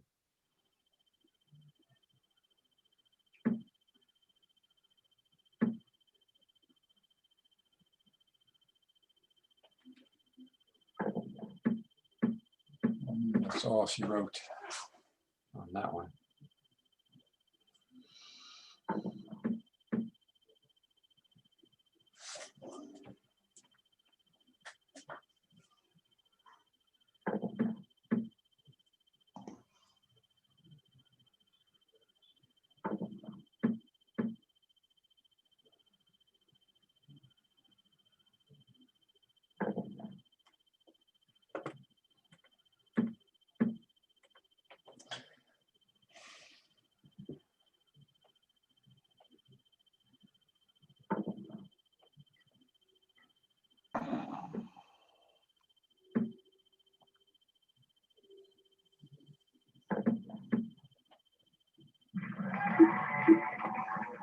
All right, so we played. Good job, Karen. Charlie is -5, 2, 2, 1.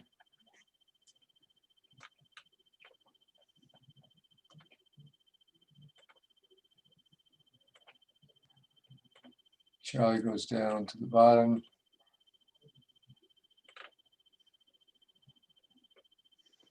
And Karen becomes the box.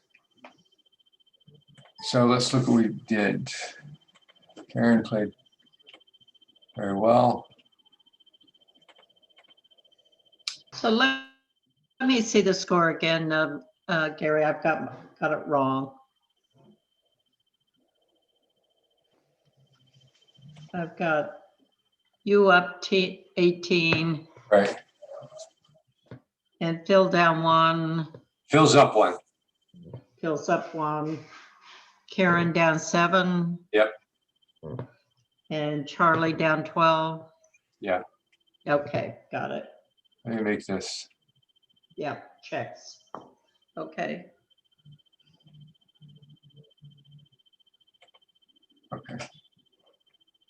Okay, so the right play here was 8-5. All right. They're there. Double ones. Yeah, that was a hard play. It liked my first play, huh? Yeah. Usually it's right to hit off the 4, even though you're not making the bar point, but Just I was a little kind bit of surprised. the value of the 5 and the 7 just outweighs Together, everything. yeah, the 4 prime, yeah. Yeah, So that was off by 14. yeah. Lot. The 4-3, what they want? Bar 18. Mm. Like just going out. Yeah, I think because this is stripped. Mm-hmm, mm-hmm. Yeah, Okay. the strip midpoint. Yeah. Now here's one. So this was a double and a pass from here. Yeah. That's interesting. Mm-hmm.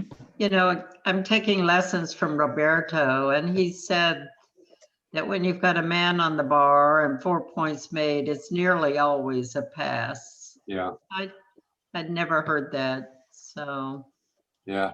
I might have taken this, which would have been a huge blunder. yeah, I Because- suspect I would have taken. Yeah, because there's a lot of work to come around with these guys, but Yeah. she disagrees. Okay, and the move was a little bit off. Why? Ah, they don't want you to leave a shot. Okay. They don't want you to leave your shot because the shot got hit. So which turned it around. What are the chances of a 6? So with the double fuzz, it would not have put a man there. Right, yeah. I would have made this like, I see. Uh-huh. It wasn't a big difference though, right? no, you know, it's barely an error. Let's do it on plus to see. Yeah, I mean, this is 0.022. And I would have done this play. Because there's only 4, 6 to 2 rolls. But and we've got the blot here. So if you do hit, we have, you know, you got a chance to hit back, but it didn't work out so well. Okay. 7, 4, 6, 1. Yeah, 7 to 4. I was surprised you didn't just do 7 to 4. Yeah. But Well, you were it keeps keeping a your man. 6. Keeps a You're 6. saving a 6. Yeah. I rarely save a 6. So in that situation, I guess the play before I did save a 6. That's why I did that. And normally I don't like saving a 6. I just bring it in. Yeah. But that would have been a 0.02 error. Yeah, that would have been well.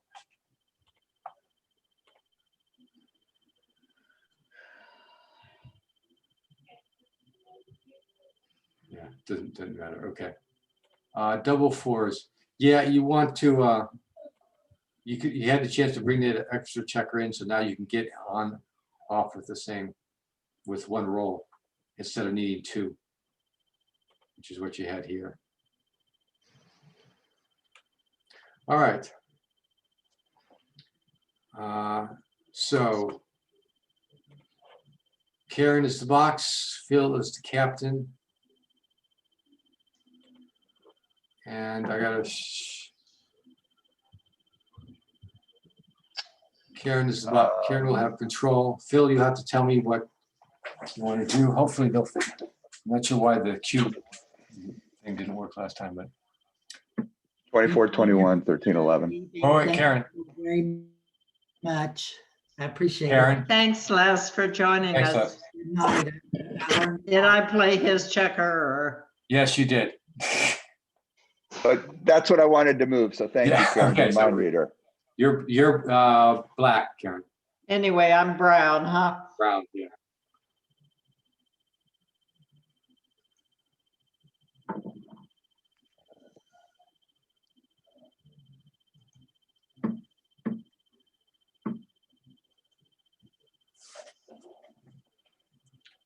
Okay, I'll send you a roll. Hit. And 21, 20. Okay.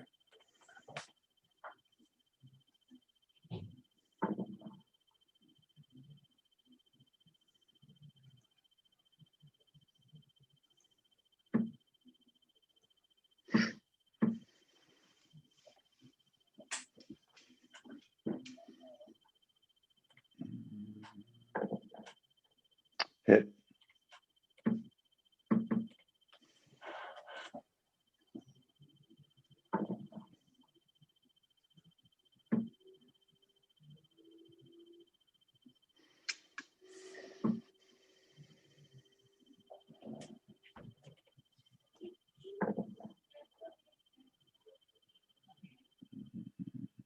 Hmm.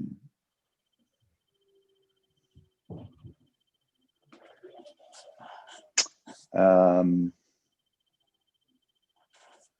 Lots of options. yeah, 24-20. Wait, one sec. We're up in the race. One sec. And he's only got 7. So whose team am I on, Gary? You're on the captains. You're on Phil and I think so. We're yellow.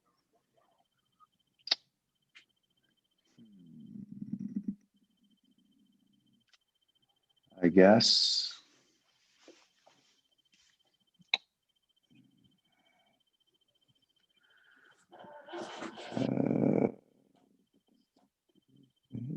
I'll make the 5 point.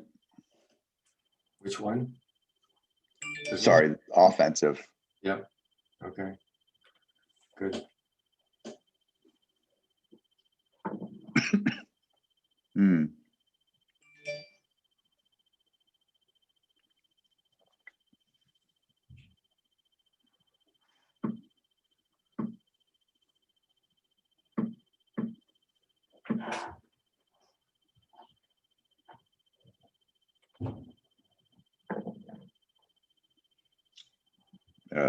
In and 13-7. Wait 1 second. Don't want to do that. Nope.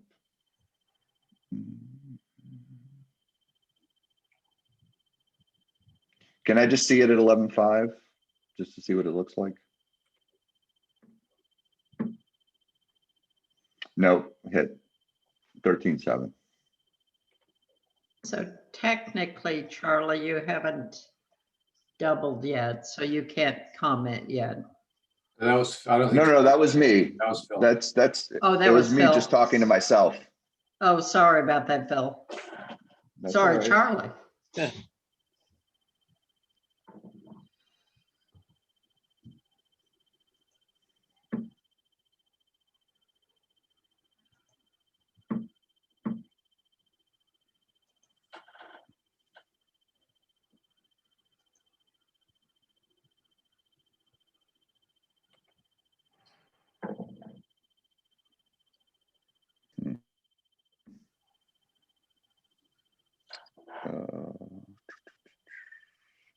Close race.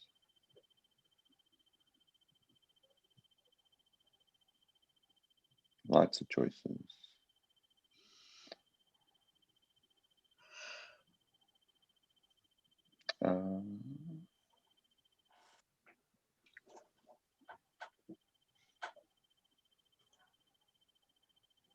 I'll hit again.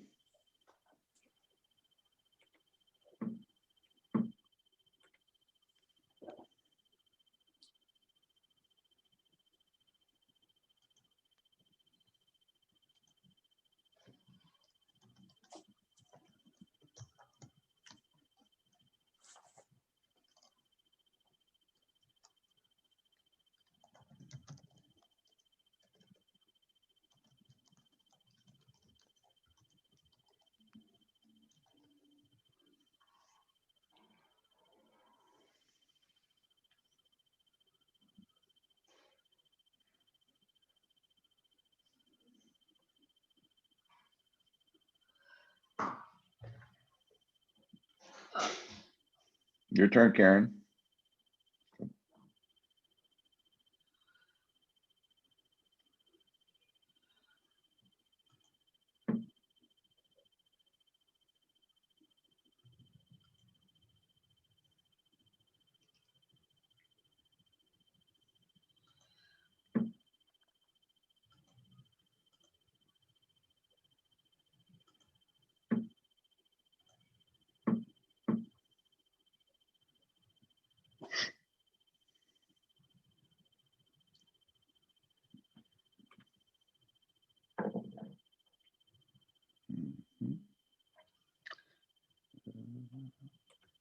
Come in and then.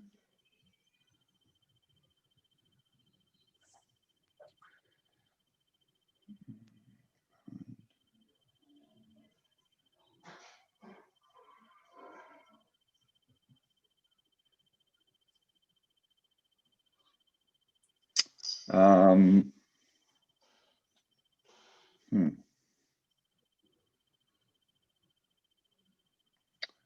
How about 23-18? Okay.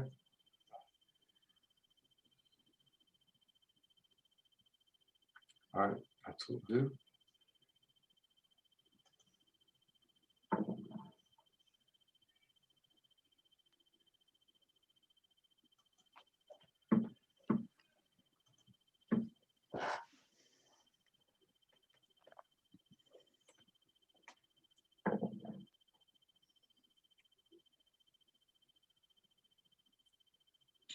How about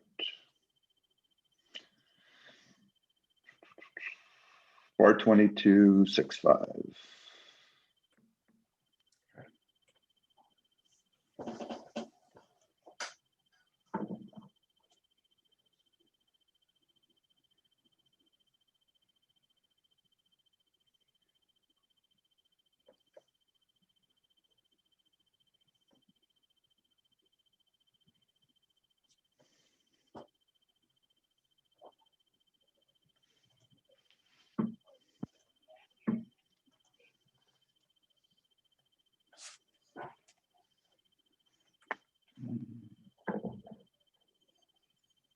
Ah, look, I about had the band.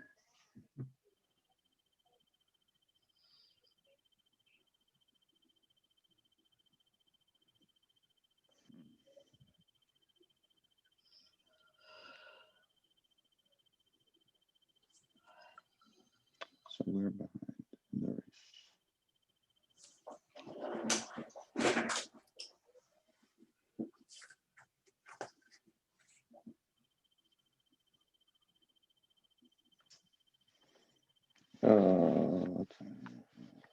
Can't do it.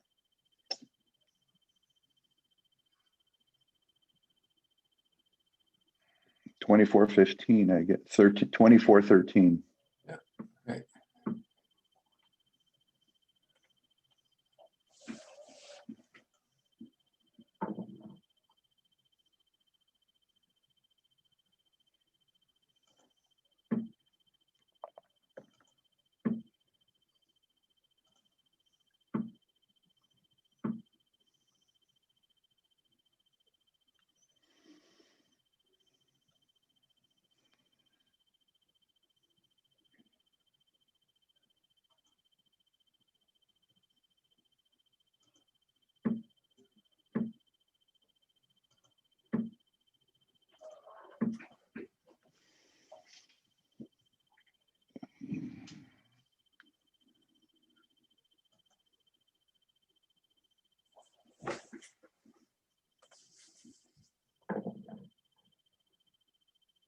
Hmm.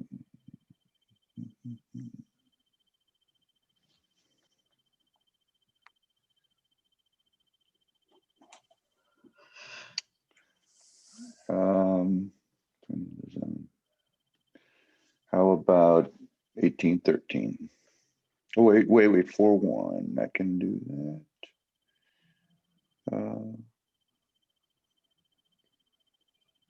Yep, 18-13.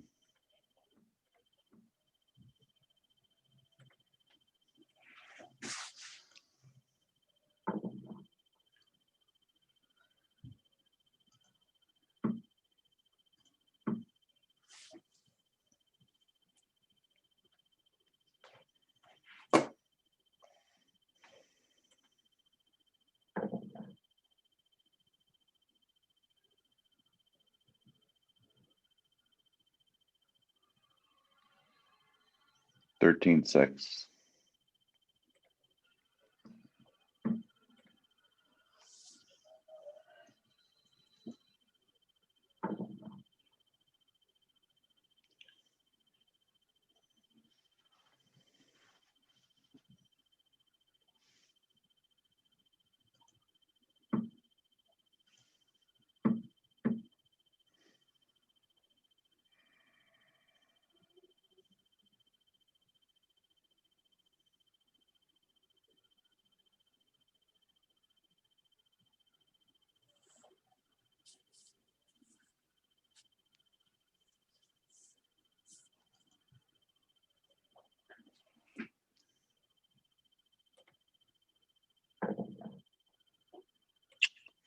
13-9.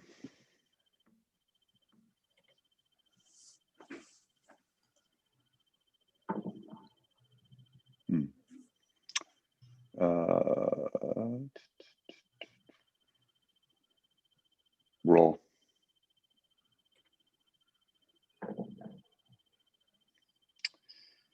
Nine, 4, 5, 4.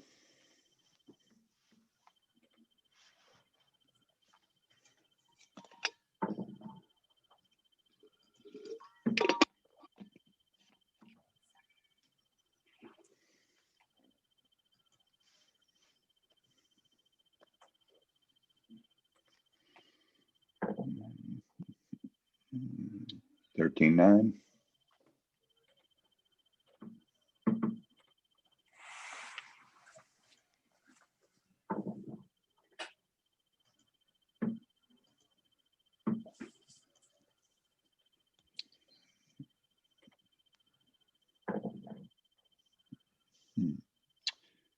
Uh,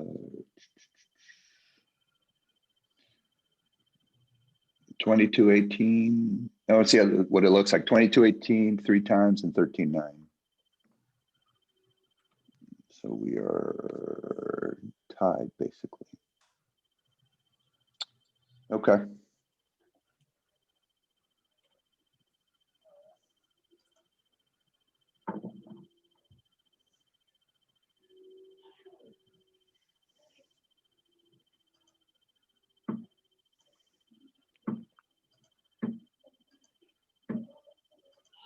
One second. Let me think.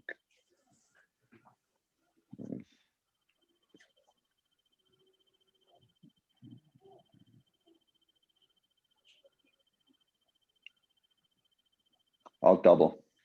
Yeah, I'll double as well. Charlie? I'll double. Okay, 3 doubles, so we'll turn the cube. Double. Karen? So everybody doubled. Everybody doubled, yeah. Take.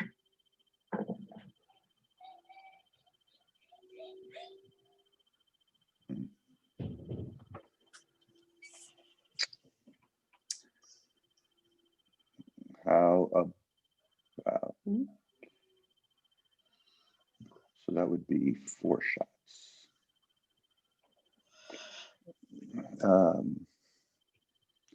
And that would be 2 shots. Can I see 18, 13, 9, 4? Oh, wait. I think that would be what I would do. Yeah. 6-2 and 6-4. Oh, right. But anything else means That direct shots. Yeah. well, that leaves 3 shots, right? No, that leaves 4 shots. And Yeah, what 4. if we Yeah. do 6-2, what about if we 6-4. do 6-5. I mean. No, what about if we do 9? If we make the 3-point, Oh, I see. what do you think of that? That's 4 shots also. 6-1. Yeah.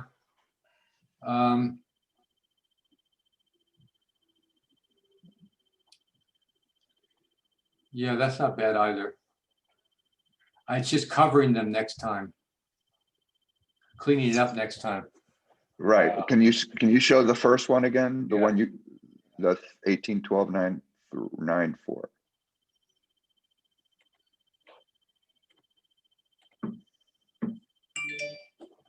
Yeah, that'll be easier. And yeah, because one more way to make the 7-point. Yeah. But 1 less homeboard point. That's the one I would go with. Yeah. You like this one? All right. Let's do it. That's a tough. I'm not sure, but yeah, I think.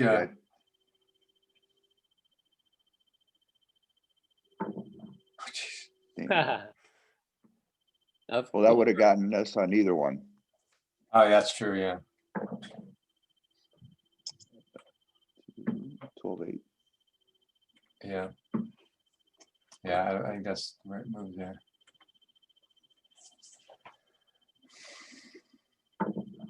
Oh, Jesus.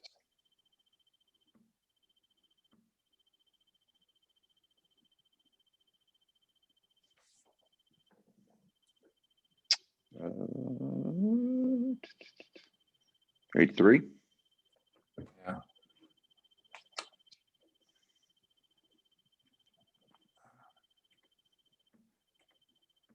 Yeah, I agree with that.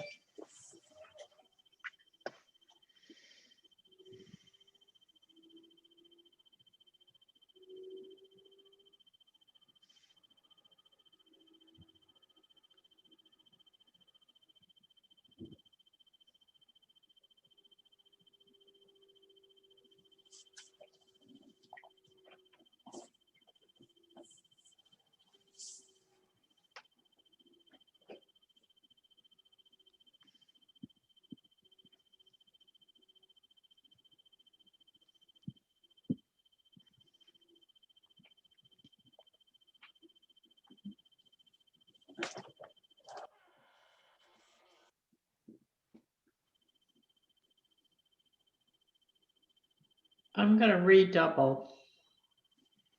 Everybody? I'll take. Double. Phil's taking.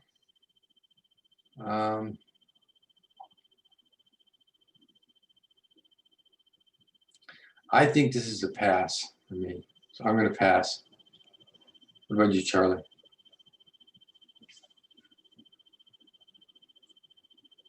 I will. I like to continue, but I think I'll pass too. Okay, so we'll take for Charlie, but Phil and I both lose 2. For Phil. I'm take for Phil, and Charlie and I both lose 2. Sorry about that. Take. Oh.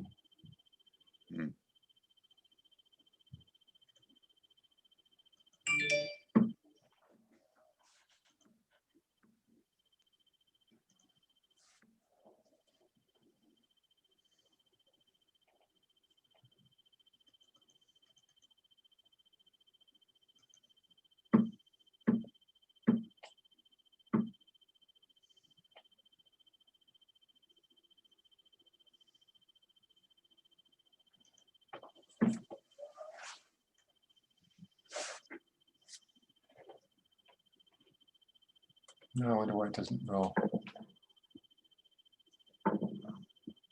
I guess we, because we could queue.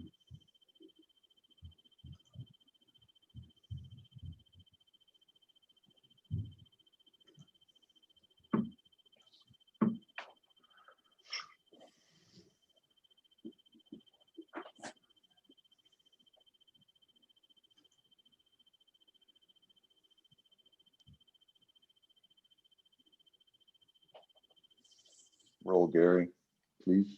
Okay, sorry. 8-3. Okay.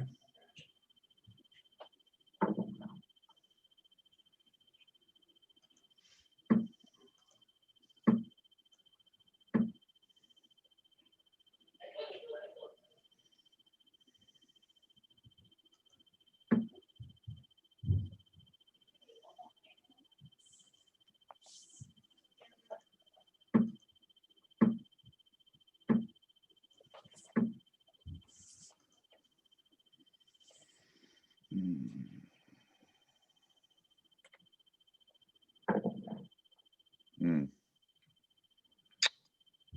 Is there any way?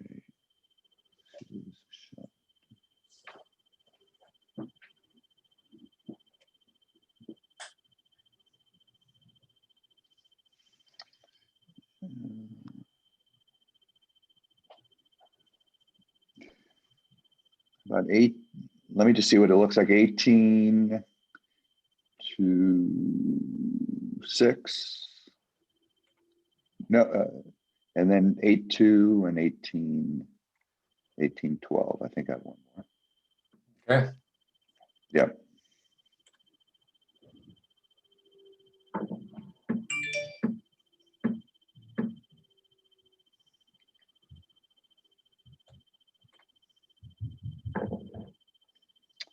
So cover, yeah, 12-4. 12-4. 6-2.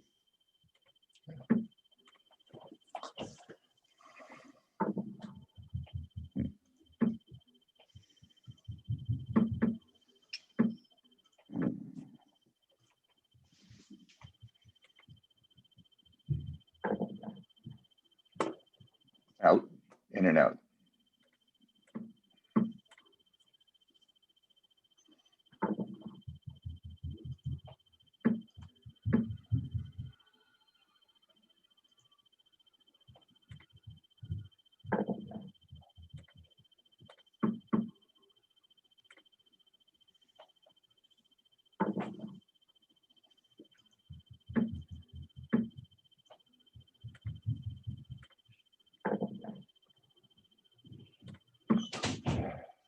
Come in or 2-1? Come in.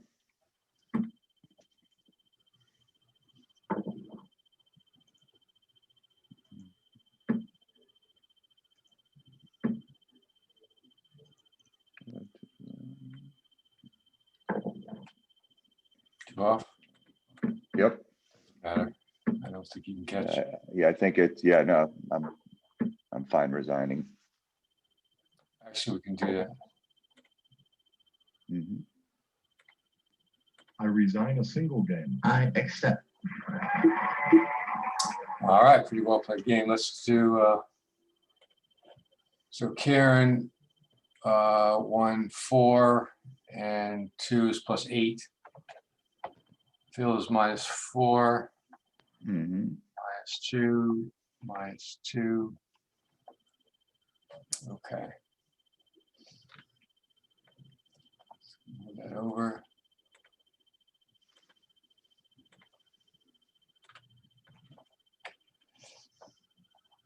And then Phil goes down. And I am the captain. Okay, let's see how we did it. Pretty well played game. There was one I saw that Karen did It was violate. all the hitting. Yeah. Yeah, here's the one. The rules we just went over would have told you to make that point rather than to hit loose on the 5, but it turns out hitting loose was right. So this is make a point, outfield point. Mhm. In that case, it wasn't right. Yeah, there was another one that Phil that we covered. Yeah, this one. Yeah, you were worried about this, but this we covered too. It's you can make the 5-point offensive over defensive, Right. also unstacking, as opposed to the defensive 5. Yeah. And this one making an outfield point, but making the 5-point is better than an outfield point, even though you're leaving the shot. So you got that one. That was good. 5-1. Yeah, playing it safe here. Playing it safe. Yeah. Staying back. I might have. I didn't think your play was. It's not that wrong. I thought your play was probably right, but all right. This one. Yeah, no, I we could have made missed that. Yeah. Oh, that's terrible.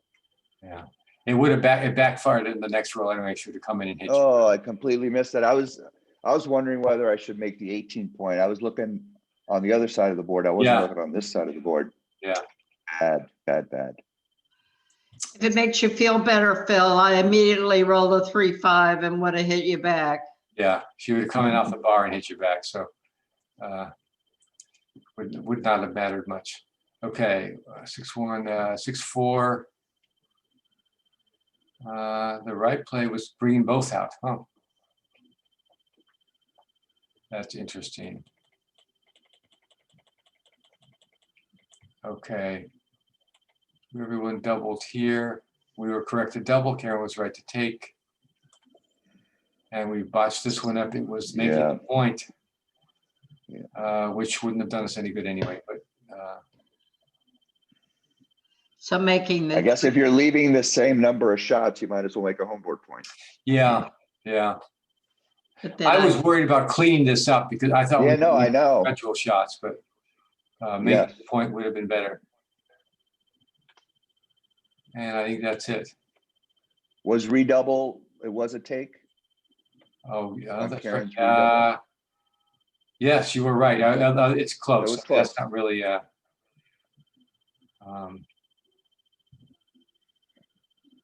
oh, no, we're plus is max. So, but yeah. Yeah, and she rolled the joker right after, which made it very bad. Yeah, the double sixes. But, What was that last six of mine right? Yes, you were right. Yeah, you were looking at this and stacking the 10-point.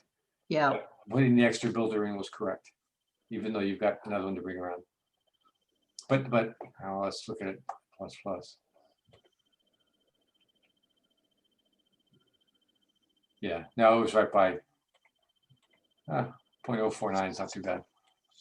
So Gary, what's better, to hit the plus or the 4-ply to the left of the plus? With this is the weakest. It goes from weakest to strongest. Oh, no. Oh, it does. Okay. So plus is the best. Got it. Without doing, this is a rollout. And if you have never done a rollout, it'll tell you how many games that you want to roll it out. Right. And this will take 5 or 10 minutes to do that. So. Got it. Thank you. But yeah, generally, if it's most of the time, plus is fine. But you know, it changes like this double. You know, it went from a take to a pass. This is a fairly big change for that. Right. But okay, so all right, so that was actually a pretty well played game. 1.39 is good, so it's 4.78 isn't bad either. Okay, Karen is the box. I am the captain. And we can go. This should be our last game. It's 10:42, so let's make it the last game.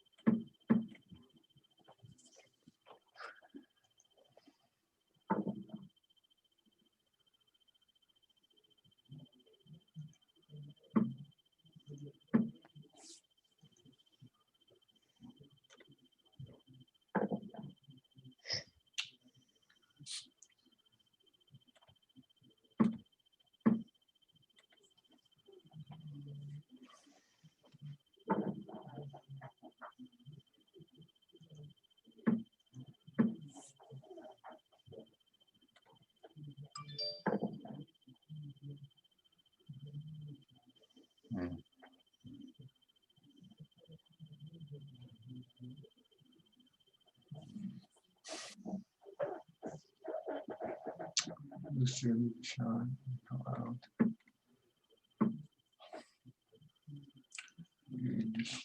all right, I guess it started playing. Not sure.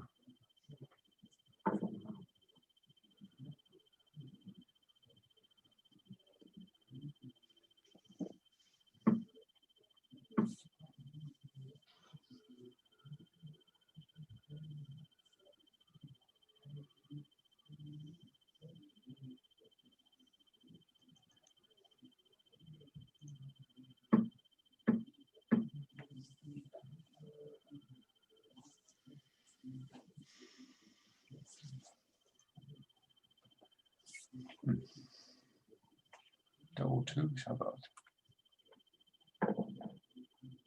Ouch.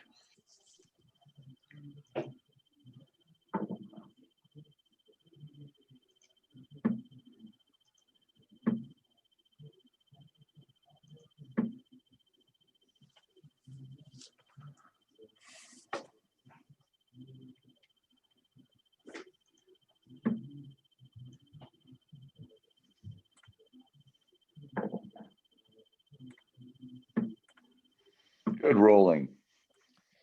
Yeah, that was cube saver. Ooh.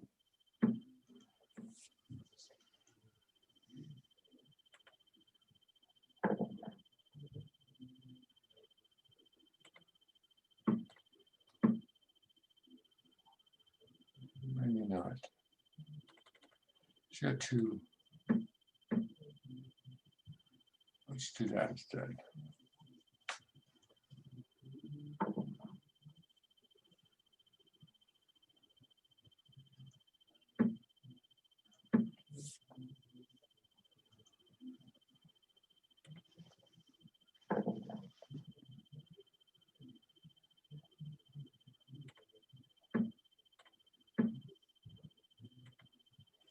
Roll another one for here.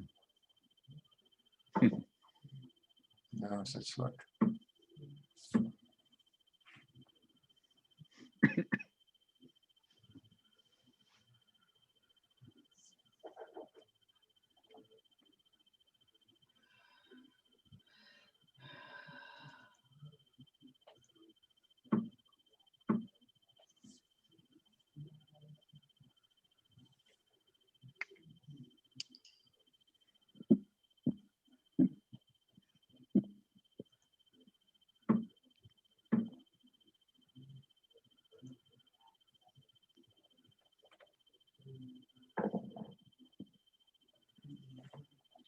Hmm.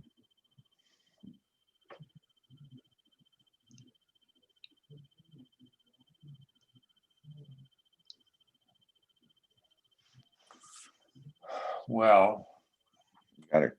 can't leave a shot with a 5-point board, I don't think.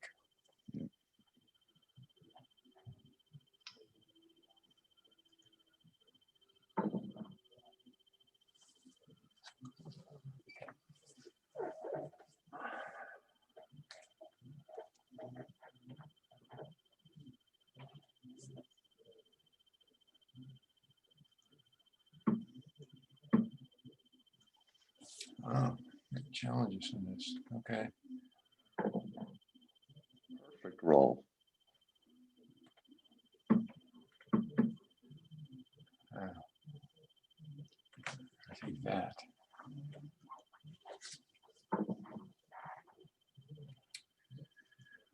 Or, hey, I didn't mean it to do that.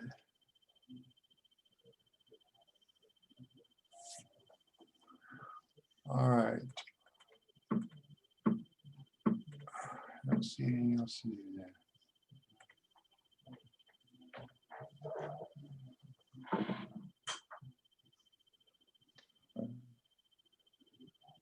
Hold on.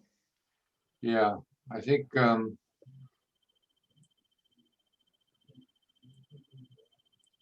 yeah, I think I'm going to cube this.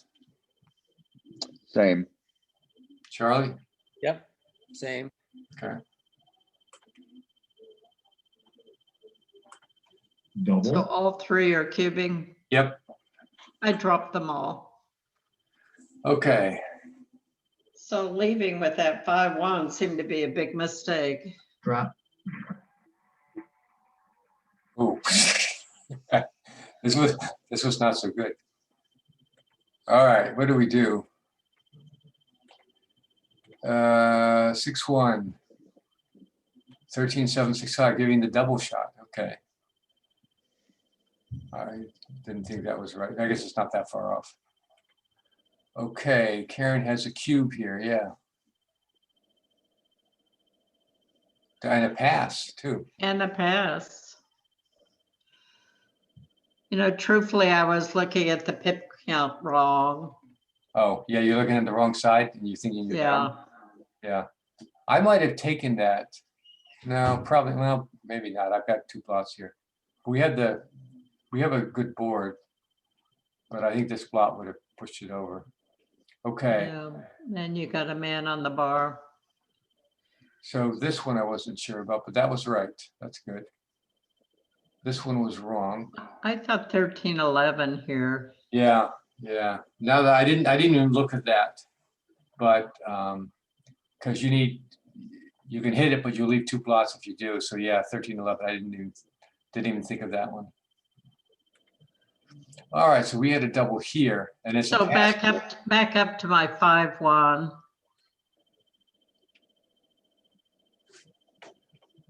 Yeah, I would have. Let's see. Tie.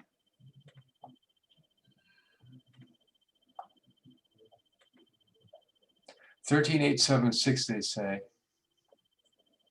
Leaving the double shot.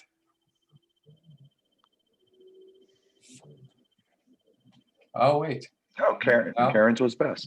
yours, and yeah, plus says yours was right. Ah, that makes me feel better. Yeah, It didn't work, no. Well, I got a pretty good roll. 4-1. but I thought I was duplicating fours, so Yeah. fours to hit, fours to cover. Yeah. So this was a big double and a pass, which it's surprising to me. And a huge error. Jeez. Well, it ties to the point Karen made earlier, which is 4-point home board and 1 on the bar is the double. Yeah, well, a pass, yeah. I guess we've got some picks and passes, and we can make the point, and double sixes are a killer. But I'm surprised that it was this bad. But, all right, so what do we do? So we're beginners in that one. Karen did pretty well, other than the missing the double, which would have given her the game. Okay, so here's the final version. -3. Everyone else gets 1. And that's the final tally.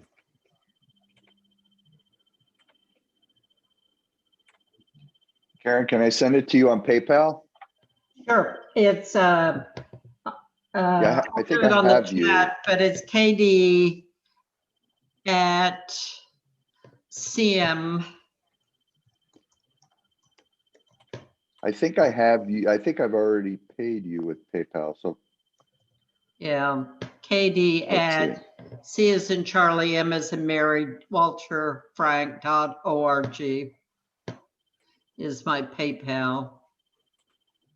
And your Venmo again? And I sent a chat, Charlie, with my Venmo, but it's Karen-Davis-419. And how much do I owe? Who? Didn't quite hear that. Oh, I owe you. Oh. I'll send it to you and then you. Yeah, just send it to Karen, and she will collect it and send. I guess it looks like I'm the only winner here. And how much do I owe? It's $5. I think we're playing $5 a point. So Charlie owes $13.65, Phil is 10, Karen is 10. $13.65. And Gary, it seems like I have PayPal with you. Is that right? Yes, yeah, that's fine. I sent it to you, Karen, so hopefully you'll have it. That's great. Thank you all. Excellent. Anyway, Thanks for Gary, organizing it. This was fun. Yeah. This was great. I love being able to go back through the match, the game, and find out what we made as mistakes. So it's a very different kind of chouette. Yeah. As a result, so much more thoughtful. Yeah. Okay, so all right. Have a good night. Yep. Good night, Yeah. everyone. Thank you all for coming. All right. And mark your calendars for February 13th for the Sunny Florida online. And then we'll do this in 2 weeks, which ought to be about the 17th. 17th, yeah. So Gary, next time you can teach me how to gamble. Okay. All right. Okay, Good night, thanks, everybody. Gary. Yeah.